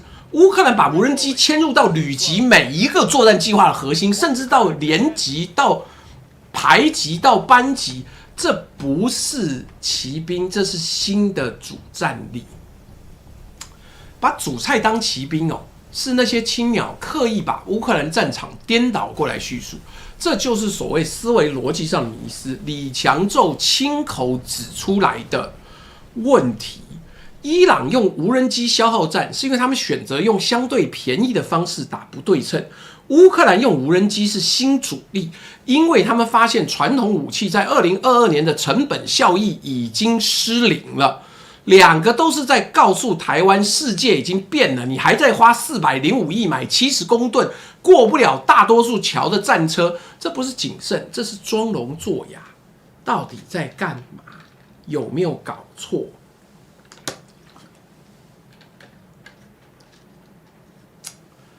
好了，我们再讲一个尴尬的数据啊，台湾现在的不对称武器库存有多少？2024年6月，台湾向美国采购了291架 Altis 600M 自杀式无人机，685架 Switchblade 弹簧刀自杀式无人机，合计976架。乌克兰都不要用，他们嫌太贵太烂。2026年4月最新公开资料，台湾军方招标48750架商规级军用无人机。预计2027年前交付。台湾军方招标呢，这个要交付呢，是要交得出来哦。那到2027年的目标总量是49000架，听起来很多，对不对？好像很了不起，对不对？乌克兰1个月的产量等于台湾整整4年的目标储备量。换句话说，台湾2027年累积49000架的储备，按乌克兰强度的消耗速度，大约打5个月会用完啊！我们有一个网友他妈不会念，叫什么孬崩吗？说朱大被粉红梅占领，干你啊！你叫青鸟来啊！他妈我怕他们不来，好不好？这不能怪我吧？在讨论区我是没有在管的啊，结果妈没有青鸟，干都是对岸网友，你妈怪我，又不是我叫对岸网友来的，是他们觉得听了有趣，想听啊。这是我的错吗？操你妈！你不会叫你青鸟去读书哦？你不会叫你青鸟来看我的直播学一点知识吗？算一算健保，算一算劳保吗？啊，他不来啊！你娘嘞！你怪我？哎呦，拜托！来，台湾2027年累积49000架的储备，依乌克兰强度的消耗速度，我们大概打5个月就会用完。而我们是岛屿防卫哦，一旦战争爆发，我们连乌克兰那种跨境陆地补给做不到，台湾海峡一封锁，嗨呀呀呀，外援武器进不来啊，全靠自己的库存呐。那你们现在懂了为什么 USAI 这个刊物说啊，只能打4到5轮，因为岛屿防卫必须要在开战前就把弹药备到天花板，干 Dylan Hamilton 说又来了，骂青鸟提升人数缓解。林娘，不是我们这边没有青鸟，不能怪我吧？是他妈自己不来，怕被骂呀。干我现在今天到目前为止没有怎么骂青鸟，干全部都孬种，是怎么办？吵都吵不赢，讲都讲不了，妈的没办法呀。那他们要去看什么紫砂人、田鼠科三立，干我屁事。三立有很多主播很正啊，去看他嘛，随便你。那最好打仗的时候，他们也会帮你哦，好不好？来。最让人觉得荒谬的事情啊，美国国防部不好意思，不要叫国防部了，叫美国战争部的部长 Peter Hegseth 在2025年7月发布命令，要把无人机重新分类为 attributable consumable 的弹药级，跟子弹、炮弹同一類，可以快速采购、消耗、补充。台湾呢？台湾的无人机到2025年8月才跟进改分类，在这之前，无人机是当飞机采购的，也就是要用飞机的审批流程、飞机的采购周期、飞机的保固维护，来买无人机，你用飞机级采购的东西，怎么跟弹药级采购的东西比战场消耗能力啊？而花错的这些钱 ，F-16V 的2472亿，海空战力的2400亿，战车的405亿，潜舰的480亿，本来可以拿来干什么？可以波补劳保5到10年，可以把健保的安全准备稳定10年以上，也可以买200万架到500万架真正能打赢的无人机呀！台湾现在的荒谬是在哪里？买打不赢的武器，牺牲社会保险的改革空间，把账留给下一代。这就是我们这一集的标题，叫“买打不赢的武器，借子孙的退休金”。而且还没完，你如果真的愿意上网去查的话 ，Altis 跟 Switchblade 的那个价格非常非常值得探讨。但我如果说出来呢，可能就送命了。小弟生命安全不可以随便乱花，好不好？来，这个李祥宙4月27号说那句话呢，我们把它放在这一章的开头啊，叫做“现在3档”。现在3档增值金额究竟该1.25兆8000亿还是3800亿，其实都没有意义。聊天室记住这句话，我接下来整章都是在解释为什么李祥宙这句话比所有蓝绿白吵架的内容都要重要。来，我们前面已经把两边数字摊开来了，劳保13.23兆未提存负债，健保2026年会跌破法定下限。右边是6500亿压在美国智库骂6年的大平台军购。我们不是要你选边站，不是要你说军购烂社服好，也不是要你说国防重要社服先放。我们真正要你看见的是治理不对称，同一个政府对军购承诺跟社会保险的承诺用了完全不同等级的严肃态度。来，我们先看4个类比。法律位阶 ，F-16V 跟海空战力提升是有特别法案，是明文豁免预算法的。社保、劳保长期没有专法重建架构，健保有全民健康保险法框架，实际上仍然是年度政治决策。也就是军购可以特别法，社保不行，这不是法律技术问题，这是政治意愿问题。你不愿意就保证不了。来对比2。军购 F-16V 是7年，海空战力5年，潜舰12年，分年付款承诺，而且每一年你只要稍稍晚了给一点，少给了一点，就靠背靠步，说不行，违反国际策略。但社保的波补呢，只敢承诺1年，军购可以承诺5到12年，这不是预算技术问题，这是政治承担问题。对比3呢，是可逆转性。军购是有违约金、外交成本、战略讯号，让政府很难取消。社补呢，社保拨补的金额每年会随政治意愿浮动，改革修法案届期不续审就消灭。军购承诺被法律锁死，社保承诺随政治氛围流动，这不是制度设计问题，是优先顺序问题。再来买武器啊，政治成本由现任政府承担，但长期的 operation and management 操作维护成本是摊给未来的预算。战场效益要等到战争爆发才验证，改革社保政治成本立刻调费率砍给付延后请理，现在缴费的人马上就跳起来干你。改革效益要等10到20年后才看得到，所以啊。买武器是把成本推给未来，改社保是把成本扛到现在。任何一个追求连任的政府都会选买武器，买武器。但现在更狠的事情出现了，好了，你说你懂了治理不对称，但我们还是要买武器啊！台海紧张没武器怎么办？我问你，你买1.25兆的武器谁来操作？立法院预算中心2026年5月刚公开的报告丢出3个让人窒息的数字。第一个数字，民国116年度可征役男跌破8万人了，史上首度；113年度才刚跌破10万，3年内又掉2万。第二个数字，志愿役编线比75.5%呀，干！你妈的，这什么数字？意思是国军的作战主力志愿役的实际员额只有编制员额的3/4啊，缺额24%啊，每4个人就缺1个人啊。第3个数字，军购延宕1.6倍，这是用时间算的。海军长程潜射重型鱼雷应该是 MK48还是 MK45，原本5年要给付，延长到13年呐。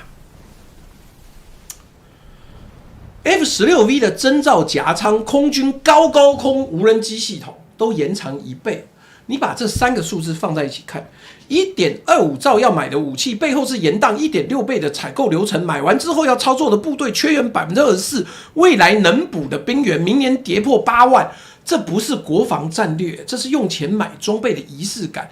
蓝绿白3党还在吵经费，你这个钱那个钱，然后大家又斗来斗去。没有任何一个政党在问人力从哪里来，蓝绿白都在炒金额，没人炒人力啊。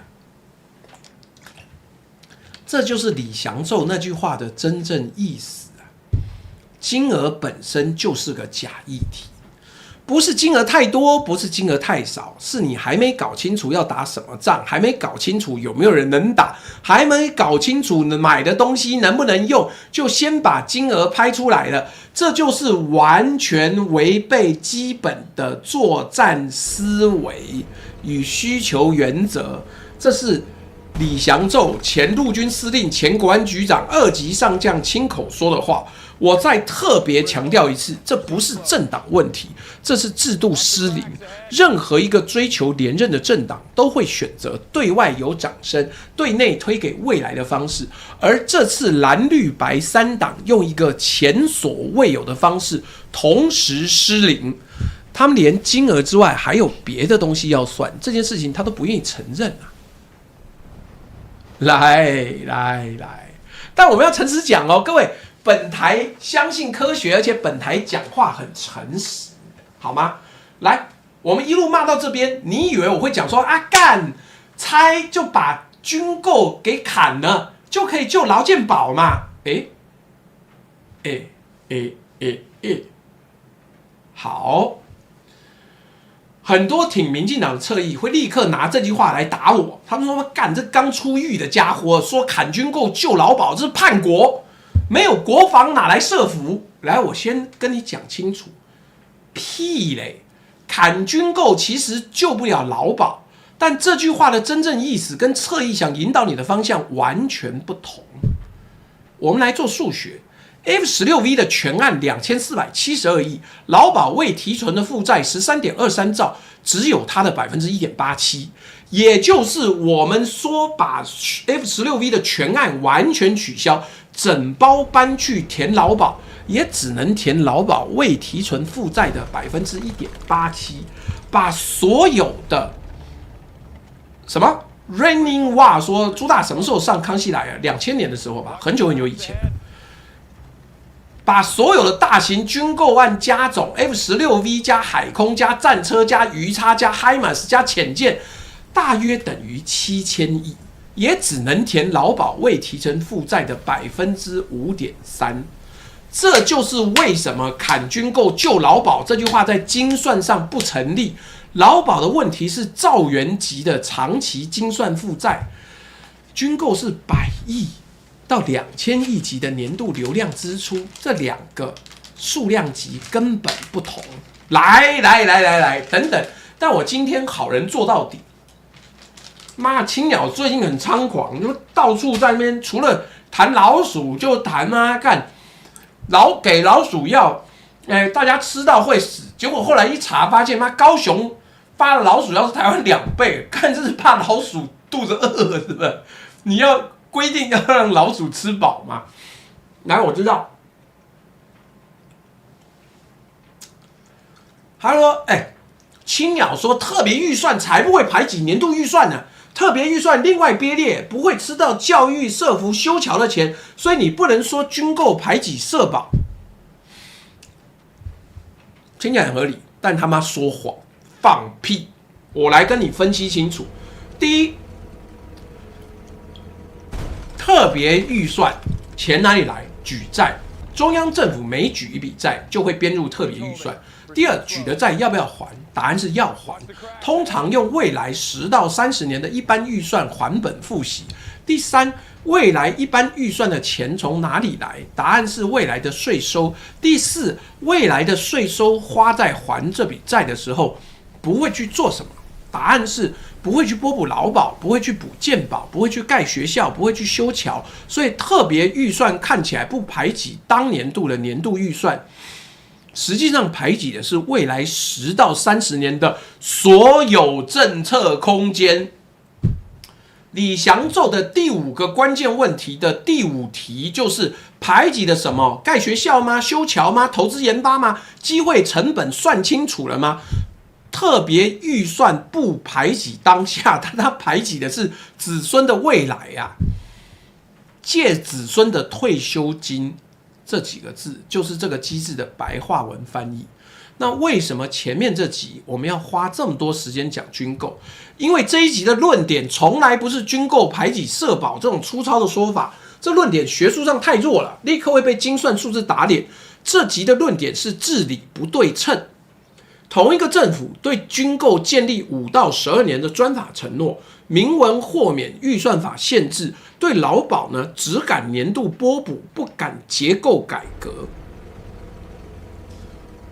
这个治理不对称，不是因为军购把钱花光了，所以劳保没钱，是因为政府选择对军购严肃，对社保随意。来，还没结束，我们以为买武器的成本只有2个，采购本身加上保养维修，但李祥宙讲的那件事情你从来没有算过。拎娘嘞，我们的车 M1A2 开上路就会把路压坏啊！我把这个数字再重复一遍：台湾有29000座桥，40%建在1980年以前，承重只能撑30到50公吨。M60 战车重52公吨，它已经会压毁路面了。M1A2T 重多少？70公吨。也就是这108辆战车买回来之后，它不是上路就能去战场，它必须先有路可以走，先有桥可以过，先有训练场可以练，先有补给线可以喂。而台湾大部分的桥梁、主要战术道路、军营、训练场都还停在1980年代的标准，所以这108辆的战车真正的账单是什么？听好了，第一个405亿是采购本身，你们在新闻上看过。再来，第2层是3.25兆，未来10年的保养维修。这个立法院预算中心5月初刚刚公开，1.25兆采购加上后续维修，全案总成本上看4.5兆。第3层500亿到1000亿，修桥铺路、强化道路、战车掩体、训练场修建、补给线建立，没有人在算。我帮各位算一下这第3层了，我他妈要不是有 AI， 这个我也算不出来。算给你听，台湾29000座桥，有11600座承重不足。如果只强化主要战术肌肉轴线的500座关键桥梁，每座补强5000万到1亿，就是250亿到500亿。如果北部战区6军团269旅到584旅周边2000座桥有40%需要强化，就是400亿到800亿，加上战车掩体新建。陆军司令部已经承认了，因为物价波动、原预算延宕，所以装甲兵长安营区跟坑子口训练场的修建、燃油补给系统、战时道路抢修能量，保守加总是500到1000亿的潜在隐形支出。各位，这才是成功典范的真正成本。你买了一辆打不赢的战车，花钱把它养着，你还要花更多的钱把整个国家的基础建设改造成为这辆战车服务，这些隐形成本连账单都还没有寄来嘞，这才是治理不对称真正可怕的地方。表面上你看到405亿的支票，但你看不到背后4.5兆的维修常委，看不到500亿到1000亿的基础建设改造，看不到那些被挤掉的劳保、拨补、健保补贴、教育投资、长照计划。买打不赢的武器是表面问题，借子孙的退休金来付，是骨子里的问题。来，薪水岳勇说，以前当兵时要帮忙新加坡的星光部队卸载装甲车，营区几乎要铺满了轮胎才能让他们过，更何况这装甲车还算轻型的，开不出去呀。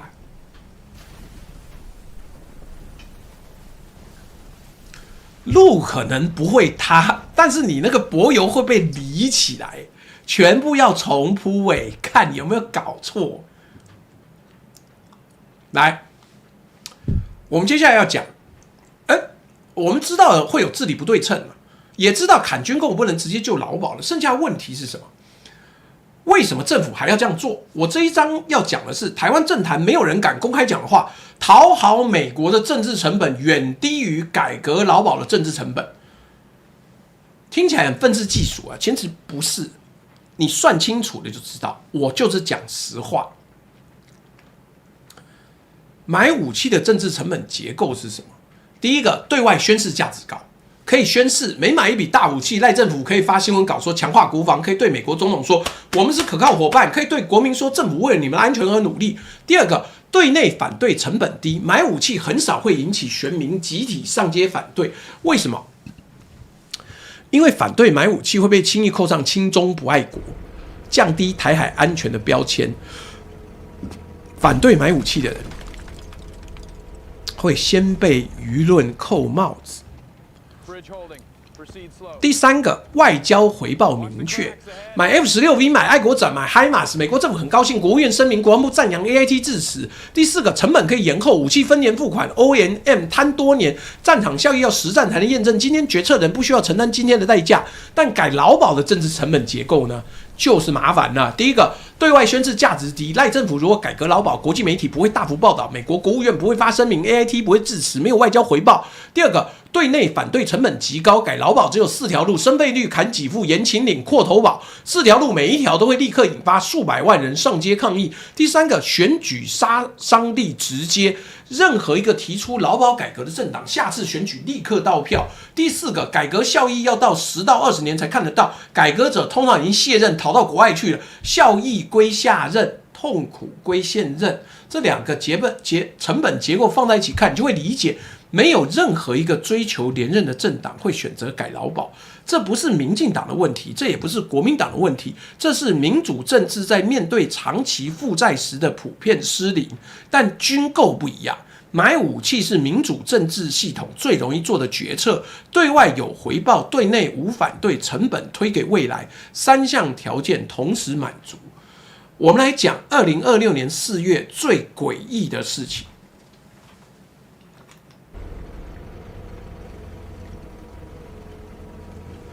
川普在2025年2月，2026年2月底正式对伊朗动武，那一刻开始啊，美国武器交付给盟邦的进度全面延宕，爱沙尼亚抗俄武器延迟，瑞士采购延迟，日本军售延迟。根据国防部2024年10月主动承认的数字啊，美国对台军售基建武器总价值6590亿新台币，超过200亿美元的订单还没交付，但是什么东西都不给，就他妈 M1A2T 战车4月27日凌晨准时交付完毕。这个意味什么？意味着当美国真的把武器当救命稻草用的时候，送给爱沙尼亚抗俄，送给瑞士，送给日本，台湾排在后面。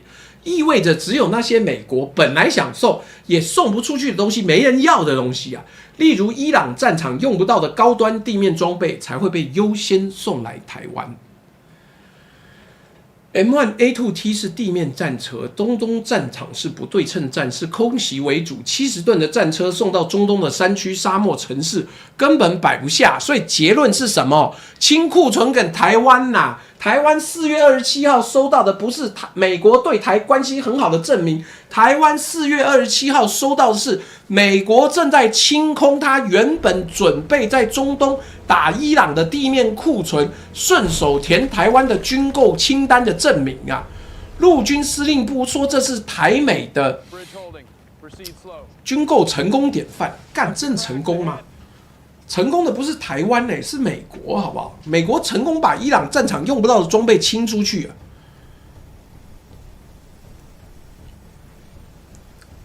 又收到405亿新台币，这等于是你家不要尿布卖出去，有人花钱跟你买。而台湾呢？台湾花了405亿买了108辆美国本来不知道住往哪里塞东西，等等。我看到刘冠超一直在留言，干，等等，5·1连假已经过了，对不对？刘冠超说好的要带着那一个九寨沟把到的柜台小美眉出去打炮，结果嘞，没有出来回报，对不对？干，冠超兄，所有人都对你的战力觉得非常非常厉害，怎么不回来讲了？我们都震惊于你可以做到这种程度。好，等等，我们接下来还是要照讲。来，青鸟因为说干，拜登说过美国会出兵呐，他们说拜登已经承诺过美国会出兵，这不是模糊承诺？来，我来分析一下。问题一哦，拜登还是美国总统吗？不是哦，2025年1月川普就职，拜登已经卸任了。问题二，现在白宫是谁在拍板对台政策？是川普，是 Hexas 国防部长，是 Elbridge Colby 国防部政策次长。问题三 ，Colby 说过什么？前面说过了，他在接受听证会的时候，他讲了 ，Taiwan isn't of itself of existential importance to America。台湾本身对美国不是存亡攸关。Taiwan should raise defense spending to GDP 10%。台湾应该把国防预算拉到 GDP 的10%，那个10%可不是什么1.25兆，他妈是2.4兆I am profoundly disturbed by Taiwan's perceived reluctance。我对台湾的怠慢深感困扰，这都是在2025年之后说的话。拿前任总统的承诺当现任政府的合约，这跟拿你爸的存款证明去付你的卡债一样荒谬啊！更扯的是，拜登当年说会出兵，白宫幕僚当天就出来澄清说：“哦，没有，总统的话不代表政策改变，没有。”连拜登自己的团队都不认那句话。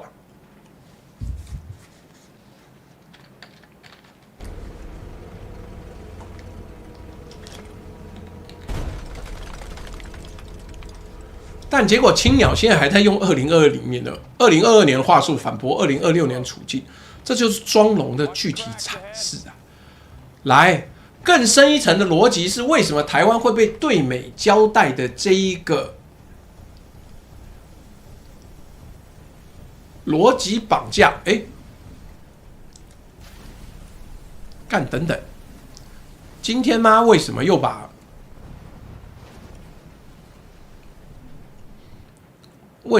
那个斗内的声音打开了？哦，但好像只有我听得到，对不对？啊，那就没关系，随便。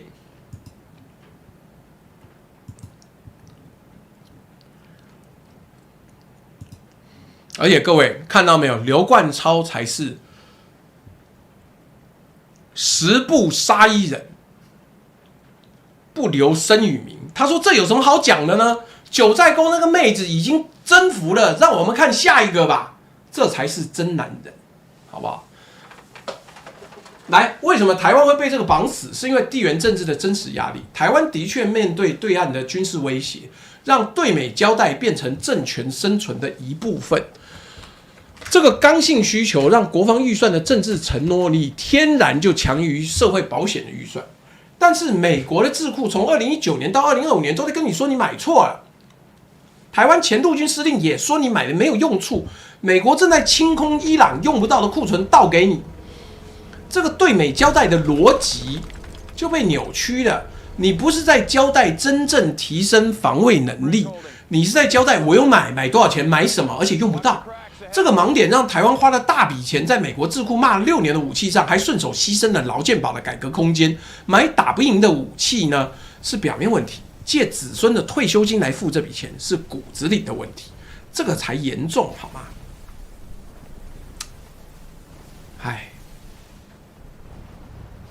来，接下来你就明白了为什么我们要讲开场那个30年前的故事。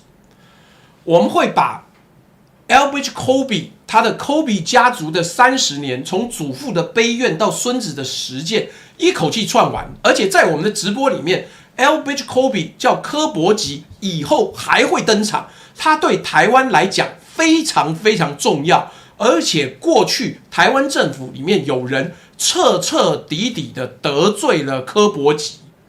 来，我们继续讲下去。1996年4月27号 ，William Kobe 失踪在他家附近。2025年4月8号 ，Elbridge Kobe 由参议院54比45票通过任命，就任美国国防部政策次长。2026年4月27号 ，M1A2 T 108辆全部交付完毕，台币405亿的最后一张支票兑现。从祖父最后一次划船失踪到孙子拍板送来最后28辆战车，整整30年。各位，30年里面历史绝没有巧合。我们在研究这个的时候才发现，为什么？来查清楚。我研究现任的美国国防部政务次长，我连他祖父都研究。William Kobe 是越战时期 CIA 的核心人物，他主导 Phoenix Program， 就是凤凰计划。透过情报识别，透过渗透越共政治干部结构并加以铲除，在1968到1972年间，他担任 Corps 主任，后来升任 CIA 副局长，再到1973年的 CIA 局长。但是当年 William Kobe 的核心信念不是美国要打赢越战，他在1989年出版的回忆录《Lost Victory》里面写得很清楚。我跟你讲，台湾国防部如果不像我一样去研究 Elbridge Kobe 的家族故事，你根本不知道怎么跟美国谈判。你去问徐思俭，你有没有看过《Lost Victory》这本书嘞？因为《Lost Victory》的信念其实就是 Elbridge Kobe 柯伯吉现在想要实践的信念。William Kobe 他说，他相信美国不该派50万大军下场直接打，美国应该要帮助南越政府自己建立合法性，自己训练军队，自己对战越共。美国在当地的角色应该是 enabler 赋能者，而不是主力作战者。这个信念当年是少数派啊。1965年，詹森政府决定派大军直接介入 ，Kobe 的 Phoenix Program 变成战场上的配角，50万美军直接打，南越军变成依赖美军火力的弱者。1975年，南越沦陷。William Kobe 后来反省说，美国在越南的失败不是输在军事，而是输在没让南越人觉得这个国家值得他们自己保卫。换句话说 ，William Kobe 路线在越战被冷落、被打败、被历史定性为反主流，但是 Kobe 自己一直认为他是对的，只是时代没有给他机会。这是 William Kobe， 也就是 Elbridge Kobe 祖父的悲怨。但是你的悲怨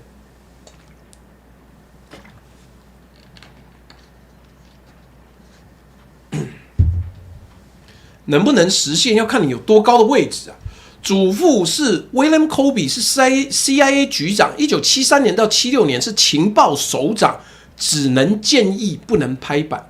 但是他的孙子 Elbridge Kobe 是国防部的政策次长，2025年开始是五角大厦第3号人物。第3号人物是什么意思？意思他直接决定了全球的军令配置、军售清单、战略文件起草。2018年第一次川普任内，他就主笔过2018年国防战略。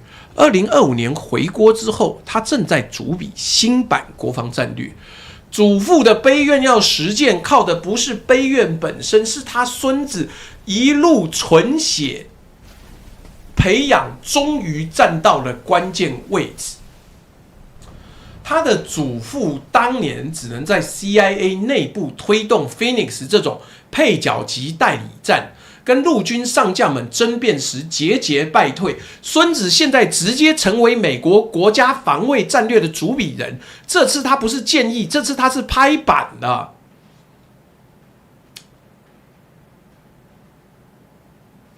来，我们先讲，我们的目标要讲那个废核到底花多少钱，剩3个人。18、19、20就达成了，有空赶快来抖内。这个 IFGK 18972说，欧陆防钢铁洪流的主力是 A10 加上 AH64，M1 是地面战线的支撑点。妈的，叫李祥宙自己用手都丢炮弹，肉身背炸弹包冲敌方战线。一辆 M1A2T 最少能换掉3辆 M60 或者 CM1112，均值铸造钢板可防不住1-2洞坦克炮在 1.5 公里的攻击，而1.5坦克炮在 1.5 公里可打不穿 M1A2 的前装甲，侧面及后面还可以击破。那问题是吗？你今天在台湾要防解放军，是解放军的主力战车它每一个装甲炮都比你现在举的例子要强啊！你派吗 ？LA2 要干嘛？守在海岸线当活的防御阵地吗 ？RAFGK 啊，那部漫画不用看啊，什么燃烧西太平洋，干你娘！真这么厉害？你叫 AI 写战争小说，我跟你讲，我跟 AI 合写都比他写的可靠，就不要多想了。西太平洋烧不起来。因为在这个地方，距离美国太远，距离中国太近，你就不要多想了。麦勾熊啊 ，YEH Allen 说，主要是没有机会打赢，不是每次介入都能取得认同，因为莱尔只有一个，其他人不是莱尔。Pineapple 5说，凑个数，你没有凑到数啊，你抖30块凑个屁数。S30511024说，赞助猪大，叮叮叮，你也凑个屁数。紫金说凑+1，好，剩最后一个了。等一下就抖一下就 OK 了。来，我还没有到红钱时间呐，还没有，让我讲完好不好 ？Elbridge Colby 在2021年出版了一本书，叫《The Strategy of Denial》。谢谢紫金达成的目标。这本书叫《巨子战略》。我在北监进去之前，我还做了一个读书报告，改天要给各位再看，好不好？开宗明义第一段。他怎么讲 ？The best way to avoid war with China is to be manifestly prepared such that Beijing recognizes that an attack on Taiwan is likely to fail. 阻止中国攻台的最佳方式是让北京清楚知道攻台会失败。这就是 denial defense 拒止防御。请注意这个逻辑的本质。不是美国去打赢中国，是让中国觉得攻台会失败，所以放弃攻台。而这个会失败的核心是台湾自己要打赢，不是美军下场。那个浩克帮我做2件事情，第一个把我介绍 Elbridge Colby， 你直接查他的那个英文名字，在资料库里面的那个连结置顶贴一点介绍。第二个。帮我把绿界的抖内印出来，有网友抖绿界，但你慢慢来没关系，我还要讲一段时间。来，注意这个逻辑的本质哦，不是美国去打赢中国，是让中国觉得攻台会失败，所以放弃攻台。而我认为 Elbridge Colby 搞错一件事情，你以为是利益，但是对解放军、对习近平来讲是成就、是人性、是人情，所以。这个会失败的防御呢，是台湾自己要打赢哦，美军不下场的。各位，他的这个逻辑呀，跟祖父的 lost victory 是一脉相承的。他祖父是讲说，美国不该为南越下场，南越要自己争气。孙子说，美国不该为台湾下场，台湾要自己争气。他的孙子是祖父理论的21世纪升级版啊。孙子对台湾的4句话讲的直白到让你不舒服啊。第一句叫做台湾本身对美国不是存亡攸关，你有很好，你死了我没差。第二句是要台湾的国防预算从 2.5% 拉到 GDP 的 10%， 赖清德承诺 3% 也不够。第三句，我对台湾强化防卫的怠慢深感困扰。第四句，2025年2月慕尼黑安全会议，当被问及台湾国防特别预算被卡住时，他说 No comment， 我不评论。所以各位，今天我要讲的是我们的独家理论。你今天听到了，台湾没有别人想这么远，因为没有人像我一样一直跟着 LBJ Kobe 跟他的家族。来，我们帮那个浩克置顶。来，各位想要看句子战略，可以去看 LBJ Kobe 的美国国防外交政策蓝图，我把它置顶了，去点下来存下来，你之后有空看。我录的那个时候，我在快要进北监的时候先录的，那个时候他还是后任次长，现在才当选。来，我这样讲。LBJ Kobe 的 Denial Defense 不是抽象战略，它正在台湾施工啊！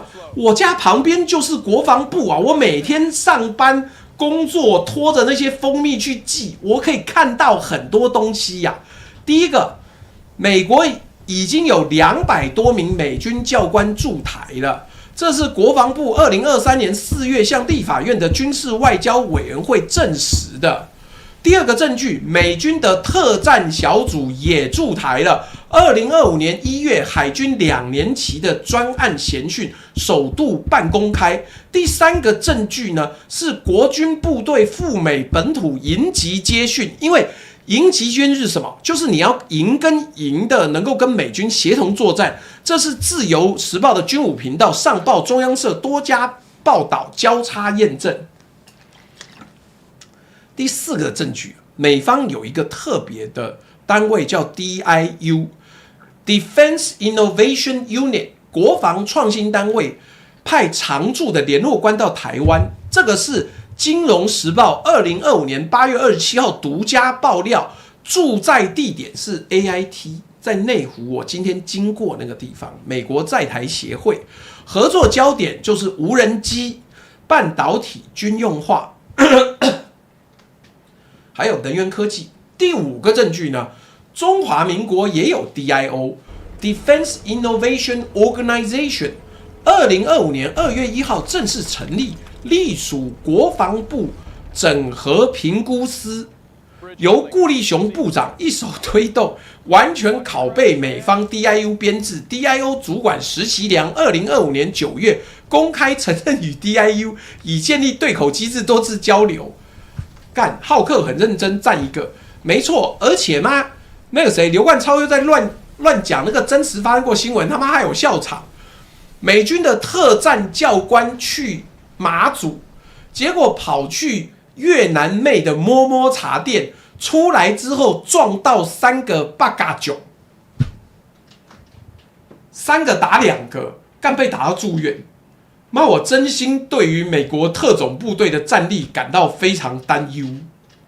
既然被我们的八家将打到住院呢，干他妈笑死人！改天我专门做一集好了，真是的，你怎么能够想象美军派来跟宝一样的特战教官，台湾的八嘎囧就把他们打到住院？干，真是妈的！哎，好，来第6个证据呢。天下杂志2025年9月17号引用台大无人载具研发中心负责人李康教授的原话，他说什么？过去40年，美国制造业外流，这真是五角大厦的痛。为了把制造业带回去，美国现在需要台湾。这句话翻成大白话是什么？美国要把无人机产能拼回来，所以征召台湾半导体商业科技产业链当美国国防供应的延伸。但实际你有去研究，就知道没有用，因为他妈我们也做不出来了。我们也是用大疆的零件，你硬把我们拉去，就是一堆人赔死而已啦。第7个证据呢，国防部内部干我散步经过国防部的时候，看到一堆那种外部雇员在那边打篮球，我想说干，美国派来的那个，干我这样妈，搞不好下次经过国防部外面会被抓嘞。他们一堆人在那边打篮球，那就表示他们太闲，而且他们不是军方人员啊，不然哪有那个闲工夫跟我们的人打篮球？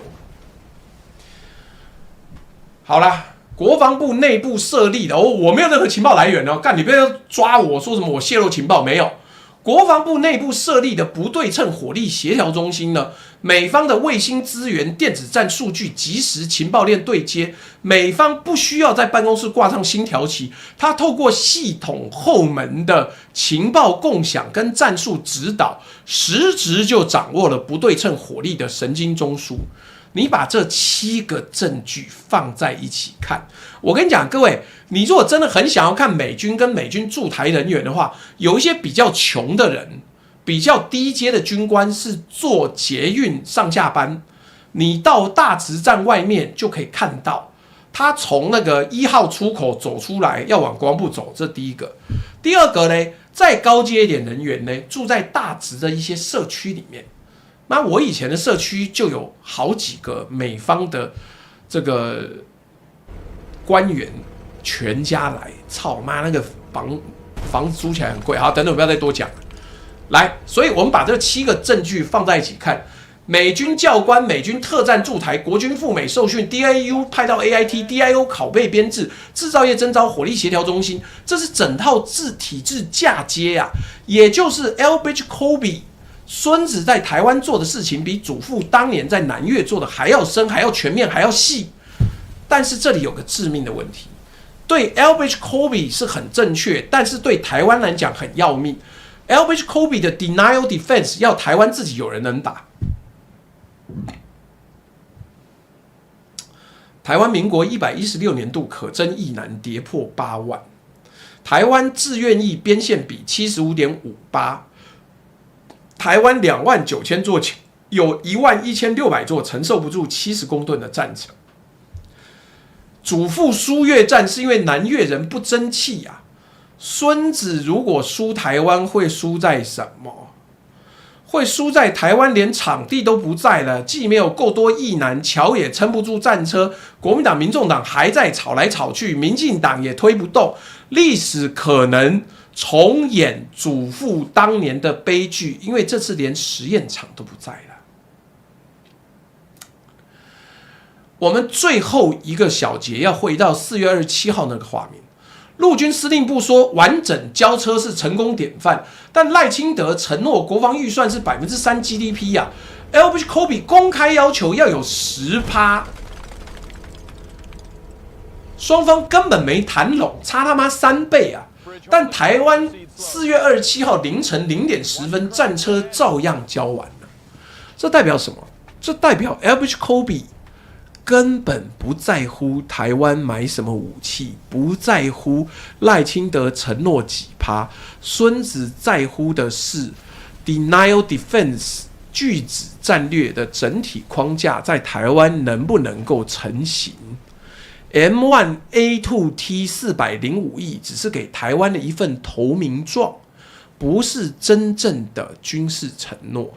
是给台湾国防部赖清德政府蓝绿白3党演一场美国还在挺台湾的政治戏，让3党继续炒金额，让国防部继续发新闻稿，让陆军司令部继续讲成功典范。但真正的台湾防卫，美军教官 DIU、DIO 不对称火力协调中心、营级赴美、半导体征召这些实质的东西 ，Elbridge Colby 从来没有在新闻稿上告诉你。因为这些东西不需要你同意，你的同意 ，Elbridge Colby 在祖父30年前的书里面就已经看到了，不需要。各位，这是 Colby 家族30年的悲怨，一个曾经被视为配角、被历史冷落的战略，证明的是对的。在他的祖父死后30年，由孙子在台湾完成施工。如果你不了解这件事情，你就不知道台湾接下来要走上什么方向。而台湾人不知道这件事情，还在新闻底下留言，哦，不愧是地表最强战车，还在立法院争吵金额，还在问美国会不会出兵救我们。祖父那本《Lost Victory》最后一章，如果今天重写，书名会是什么？ Lost Victory Taiwan Edition，来，最后有网友，我觉得你现在应该不在了。有3件立即可以做的事情，李祥宙也留给每位公民5个关键问题。来，讲了2个小时的内容，我们最后讲解方。先用李祥宙的一句话当这一个部分的开场，不是花钱买武器就叫爱狗，把钱花对地方才叫负责，请你记住。我先讲清楚，这不是砍军购补劳保的解方，因为前面诚实的讲，已经告诉你那不成立了。这是让治理对称化的解方，让社会保险跟军购用同样严肃的态度被对待。我给各位谈3个具体的建议。3个都不是我发明的，是研究报告跟国际比较的标准做法。第一件可以立刻做的事情，劳保拨补法定化。现在劳保拨补每年拨多少，他妈看心情，看当时的角力。每年开会吵，财政部每年看心情，拨多少看当年的政治氛围。你要改成什么？法定最低拨补机制，以劳保年度预算短处数为基准，法律规定政府每年拨补不得低于当年短处数，也就是2025年劳保预算短处849亿，那2025年法定最低拨补就是849亿，白纸黑字写进劳工保险条例，不再是每年都要吵一遍的政治决策。这个建议的好处是什么？第一个，让拨补从政治施舍变成法定责任；第二个，让拨补不再扭曲制度激励；第三个，为下一步的费率改革争取时间。这个建议在德国、法国、日本都有类似的实践，台湾不是创新，台湾是落后。第二件可以立刻做的事情是健保支出分摊制度化。现在健保的问题是，所有的医疗支出都压在5.17%的费率上，有些支出根本不应该由保费承担。公共卫生支出、政策性给付扩张、灾害医疗，这都是全民共享的公共财，理应由公务预算分摊。具体建议是什么？是建立健保支出移出清单，明列哪些项目由公务预算负担，哪些项目由保费负担，让2026年那470到707亿的短处，透过制度安排消化掉一半，不必每年靠政治拨补。第三件可以立即做的事情，新军购案附10年期社保影响说明，这是最简单最关键的改革。具体建议是，所有新提的大型国防特别预算必须同步附上10年期社会保险财务影响说明书。这份说明书要回答3件事情：第一个，这笔军购承诺未来10年的分年付款如何排列；第二个，同期间劳保健保的精算变化路径是什么；第三个，两者对中央政府总预算的挤压效应如何，让国会看见全貌，才能做出真正的优先序判断。现在的台湾国会军购预算单独审，劳保拨补单独审，健保拨补单独审，没有人在审整体财政承诺，这就是治理不对称的根源。资讯不对称，当国会看不见全貌，就会被分而治之。最后，李祥宙留给每个公民的5个关键问题。我坦白讲，我做到这里，我觉得我他妈都抵过好几个智库的工作。我为什么最近，我现在还在那边做直播，在那边带货啊？请各位记得要买蜂蜜啊！丰裕蜂蜜是当年度的春季新蜜，很新鲜，味道很赞，没有老化氧化的味道，请各位赶快下单。我今天刚背了6瓶过来，明天又要全部寄出去，请各位下单。来，李祥宙说，下次听到政府要买武器，请试着一起问5个问题。问题1，这个武器在台海战场真的有用吗？问题2，有没有 CP 值更高的替代方案？问题3，买了之后养得起吗？问题4，有没有技术转移，能不能自己修？问题5，它排挤的什么？盖学校、修桥、投资研发，机会成本算清楚了吗？请各位把这5个问题抄下来，下次任何政治人物，不管蓝绿白，告诉你我们要买武器，我们要编特别预算，我们要1.25兆，请用这5个问题反问他，反问他。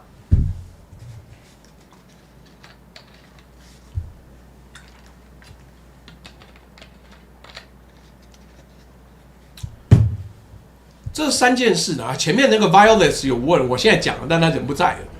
第一件事情解决劳保拨补的不确定性，第二件事情解决健保结构性赤字的责任归属，第3件解决军购加社保的优先序资讯不对称。5个问题让每一笔军购都被透明化检验。这8件事情加起来不会让任何问题消失，但会让治理不对称这个结构性问题开始松动，而且你有了知的权利，知识才能拯救一切。Zack 出说最新智库组织万事通智库，朱大开创最屌的一人智库。还有9个 AI， 我还要做影片，我他妈还要带货，干活活累死。你赶快，如果你今天之前置顶东西你有要买的话，赶快买，好吧？酷泰哥的那个充电宝也是一个好东西。来，这8件事谁会推？很遗憾，国民党不会推，因为他们需要对美交代来维持政权正当性。民进党不会推，因为他们现在执政，改革会掉票。民众党不会推，因为他们声量不够，没有改革执行力。谁会推？只有你啦，只有今天听我直播的你啦。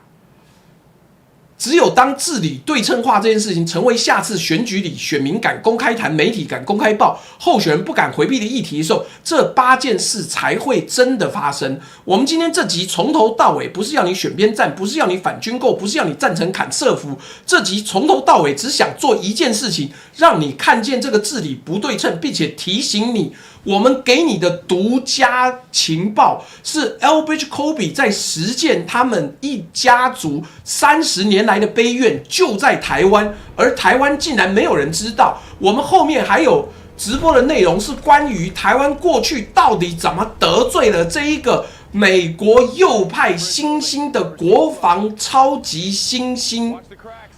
他妈真是很悲哀。算了，现在先不讲这件事情。我没有要你选边站，不是要你反军购，不是要你赞成砍社服。这集从头到尾只想要做一件事情，让你看见这个治理不对称结构，而且提醒你，不是花钱买武器就叫爱国，把钱花对地方才叫负责。有些账你今天不算清楚，明天就是你的孙子来付，而你的孙子今天还没有投票权。来，我们所有论证都讲完了。我用一个东西收尾。30年前的同一天，1996年4月27号，美国马里兰州一条小河边，一个老人最后一次被人看见。他叫 William Colby， 前 CIA 局长，一个输掉越战的人，一个一辈子相信美国不该为盟友派大军下场，盟友要自己争气的人。30年后的同一天，2026年4月27号，台湾交了405亿的最后一张支票，捧回28辆战车，称之为成功典范。那个老人的亲孙子 Elbridge Colby 正坐在五角大厦一人之下万人之上的位置，从祖父那边接过了那个没有被实现的悲愿。这一次他打算在台湾完成它。我家旁边的国防部基本上就是这个计划完成的孵化器呀。顾立雄一手推动完全拷贝美方编制的 DIO， 海军部队在跟美军特战2年期的协训，营级部队非美国本土受训，不对称火力协调中心透过系统后门直接接收美方第一手的卫星跟电子战数据，这就是 Denial Defense， 就是拒止战略。我们置顶的那一个书评跟这个书的介绍就是讲这本书，请各位点进去看，有空的时候看。Denial Defense 的概念就是让中国觉得攻台会失败，所以不来，美军不下场，台湾自己打。各位，历史从来没有巧合，它只有看不见的人。你看见的那28辆战车，只是科比家族30年战略悲愿的一个小小注脚。而你看不见的1323兆劳保未提付的负债， 0.96 个月健保安全准备，29000座桥，3.25兆的维修长尾，500到1000亿基础建设的改造，这才是孙子悲愿的真正账单，由你来付，由你的孩子来付，由你的孙子来付。而你的孙子今天都还没有投票权，我连儿子都没有投票权嘞。所以，如果这一集对你有意义，记得分享给你35到55岁的朋友。这一群人是受劳保、健保、黑洞影响最深，但声音最小的世代，因为他们是三明治世代，上有老母，下有小孩，他们忙来忙去，不知道自己很有可能拿不到劳保退休金。他们也应该要看到自己10年后、20年后可能面临的处境。下一场直播我们再见。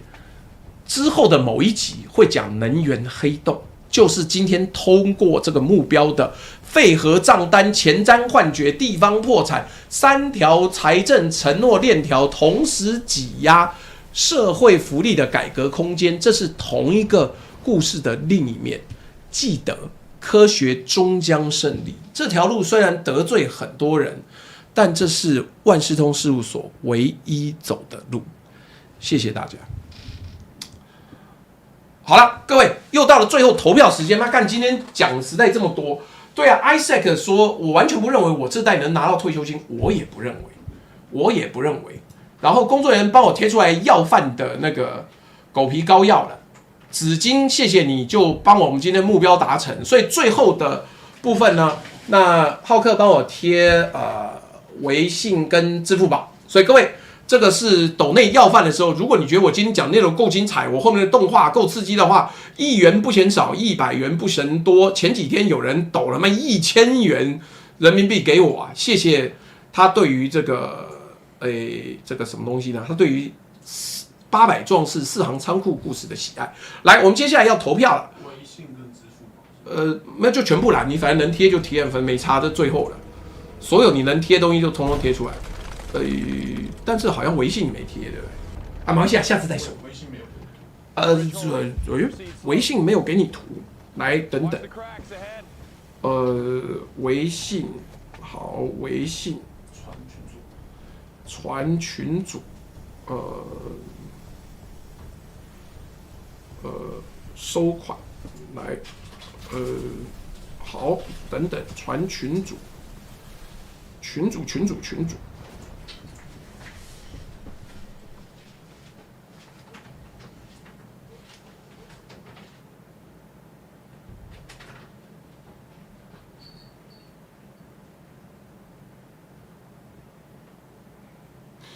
群组，群，等一下，我儿子问说，请问啊，算了，我不能在这边讲，不然我要被儿子骂。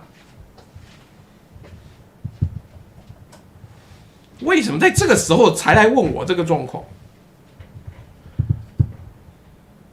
我把它推给，等一下，群主，看找不到群主。传给我也可以，没关系，好，有，我找到了，干，问题是我捡了一大堆那个吃。来了，支付宝。我昨天捡了一大堆，那个什么阿奇博士真的跑去吃发芽马铃薯，干，我真是小看了这些人，我是不是应该要再做一集向阿奇博士上香？他当场证明了人的智商是有上限，但人的愚蠢是没有底线的，好不好？来，我已经贴出来我们的这个抖内的要饭资料，然后这个等下会贴。微信，我传是支付宝，靠背嘞，干我被诅咒了，妈的！好，来等等，储存，笑死人。好，来了，绿色，好，所以各位接下来要投票啦。今天的内容如果讲的不错。好吃哦！您是深渊说，今天吃了哈尔滨的松花鸡腿卷，觉得有烟熏味，很不错。还有新东西会上架吗？有，可是我一直没有时间去。老板娘已经研发出来的新的那个酸菜白肉锅，干超好吃的。我过年期间吃掉3锅还是4锅，就这样子，好不好？来，这个。各位，今天的内容呢？如果各位觉得内容好，讲的也好的话，请投1；如果今天觉得内容好，讲不好的话，请投2；如果各位觉得内容不好，讲的也不好的话，请投3。我们最后面来做一个收尾的投票。那各位 ，Grok 最近推出了新的那个动画代理人的服务，我现在还在测试。如果各位觉得不错的话，可以参与。顺带一提，有没有人想要听我？开课，看各位如果抖内够多，我就开一堂 AI 课教导各位基本上可以活下去。但是就是阻挡了很多人的财路，我都觉得不好意思没关系，就放那边 OK， 随便筹也没关系。所以各位，如果你想要听我开 AI 课的话，请按5。我看看有多少人需要，我再弄一个课程让大家听。而且我发现我们有很多人都不知道，我最近的每一个影片呢，几乎都做。繁体中文、简体中文跟英文字幕，甚至越南那一集我他妈还做粤语字幕嘞，你看我屌不屌？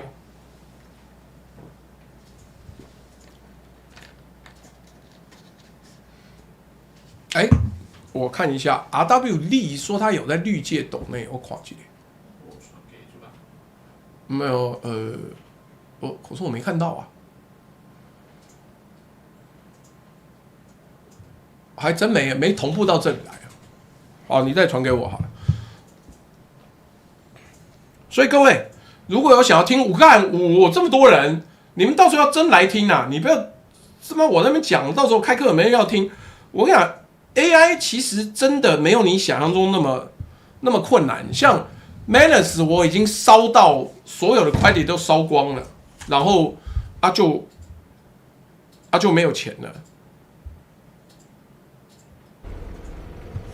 所以要跟各位报告。那你要开课就好 ，OK 的，可以，好不好？就我来想想看怎么开课啊！你搞直播开课很奇怪啊。Angelica Wang 说800我还没看，我阿嬷说韩冰跟朱大那集赞。Eurosmith 说支持抖音那帮开课教人做 AI 都赚不少钱，可是我能教东西都是很粗浅的，我教你日常生活怎么做L 小赖说的没错 ，Make it exclusive for membership members， 就给会员听就好了。好了 ，OK， 来我们看一下啊 ，RW 力说什么目标+1，谢谢你 ，Harry 也加了一个目标，然后这个 TL 是昨天抖的，好，没问题啊。那这个谢谢阿朱，节目一定要有仪式感，他的意思就是最后要播 ending 的音乐，好不好？那今天的直播就到这边告一段落。我上次想说，我上次仪式感是不是放国歌？好像不是。来，我们就放我们的这个感谢之前的这个 Apple 帮我们找作曲家做了一个很好听的乐曲，我们开场也播，结束也播，好不好？开开心心的播下去。但是，哇，我们现在连 Andy 就有了，好，跟大家说拜拜。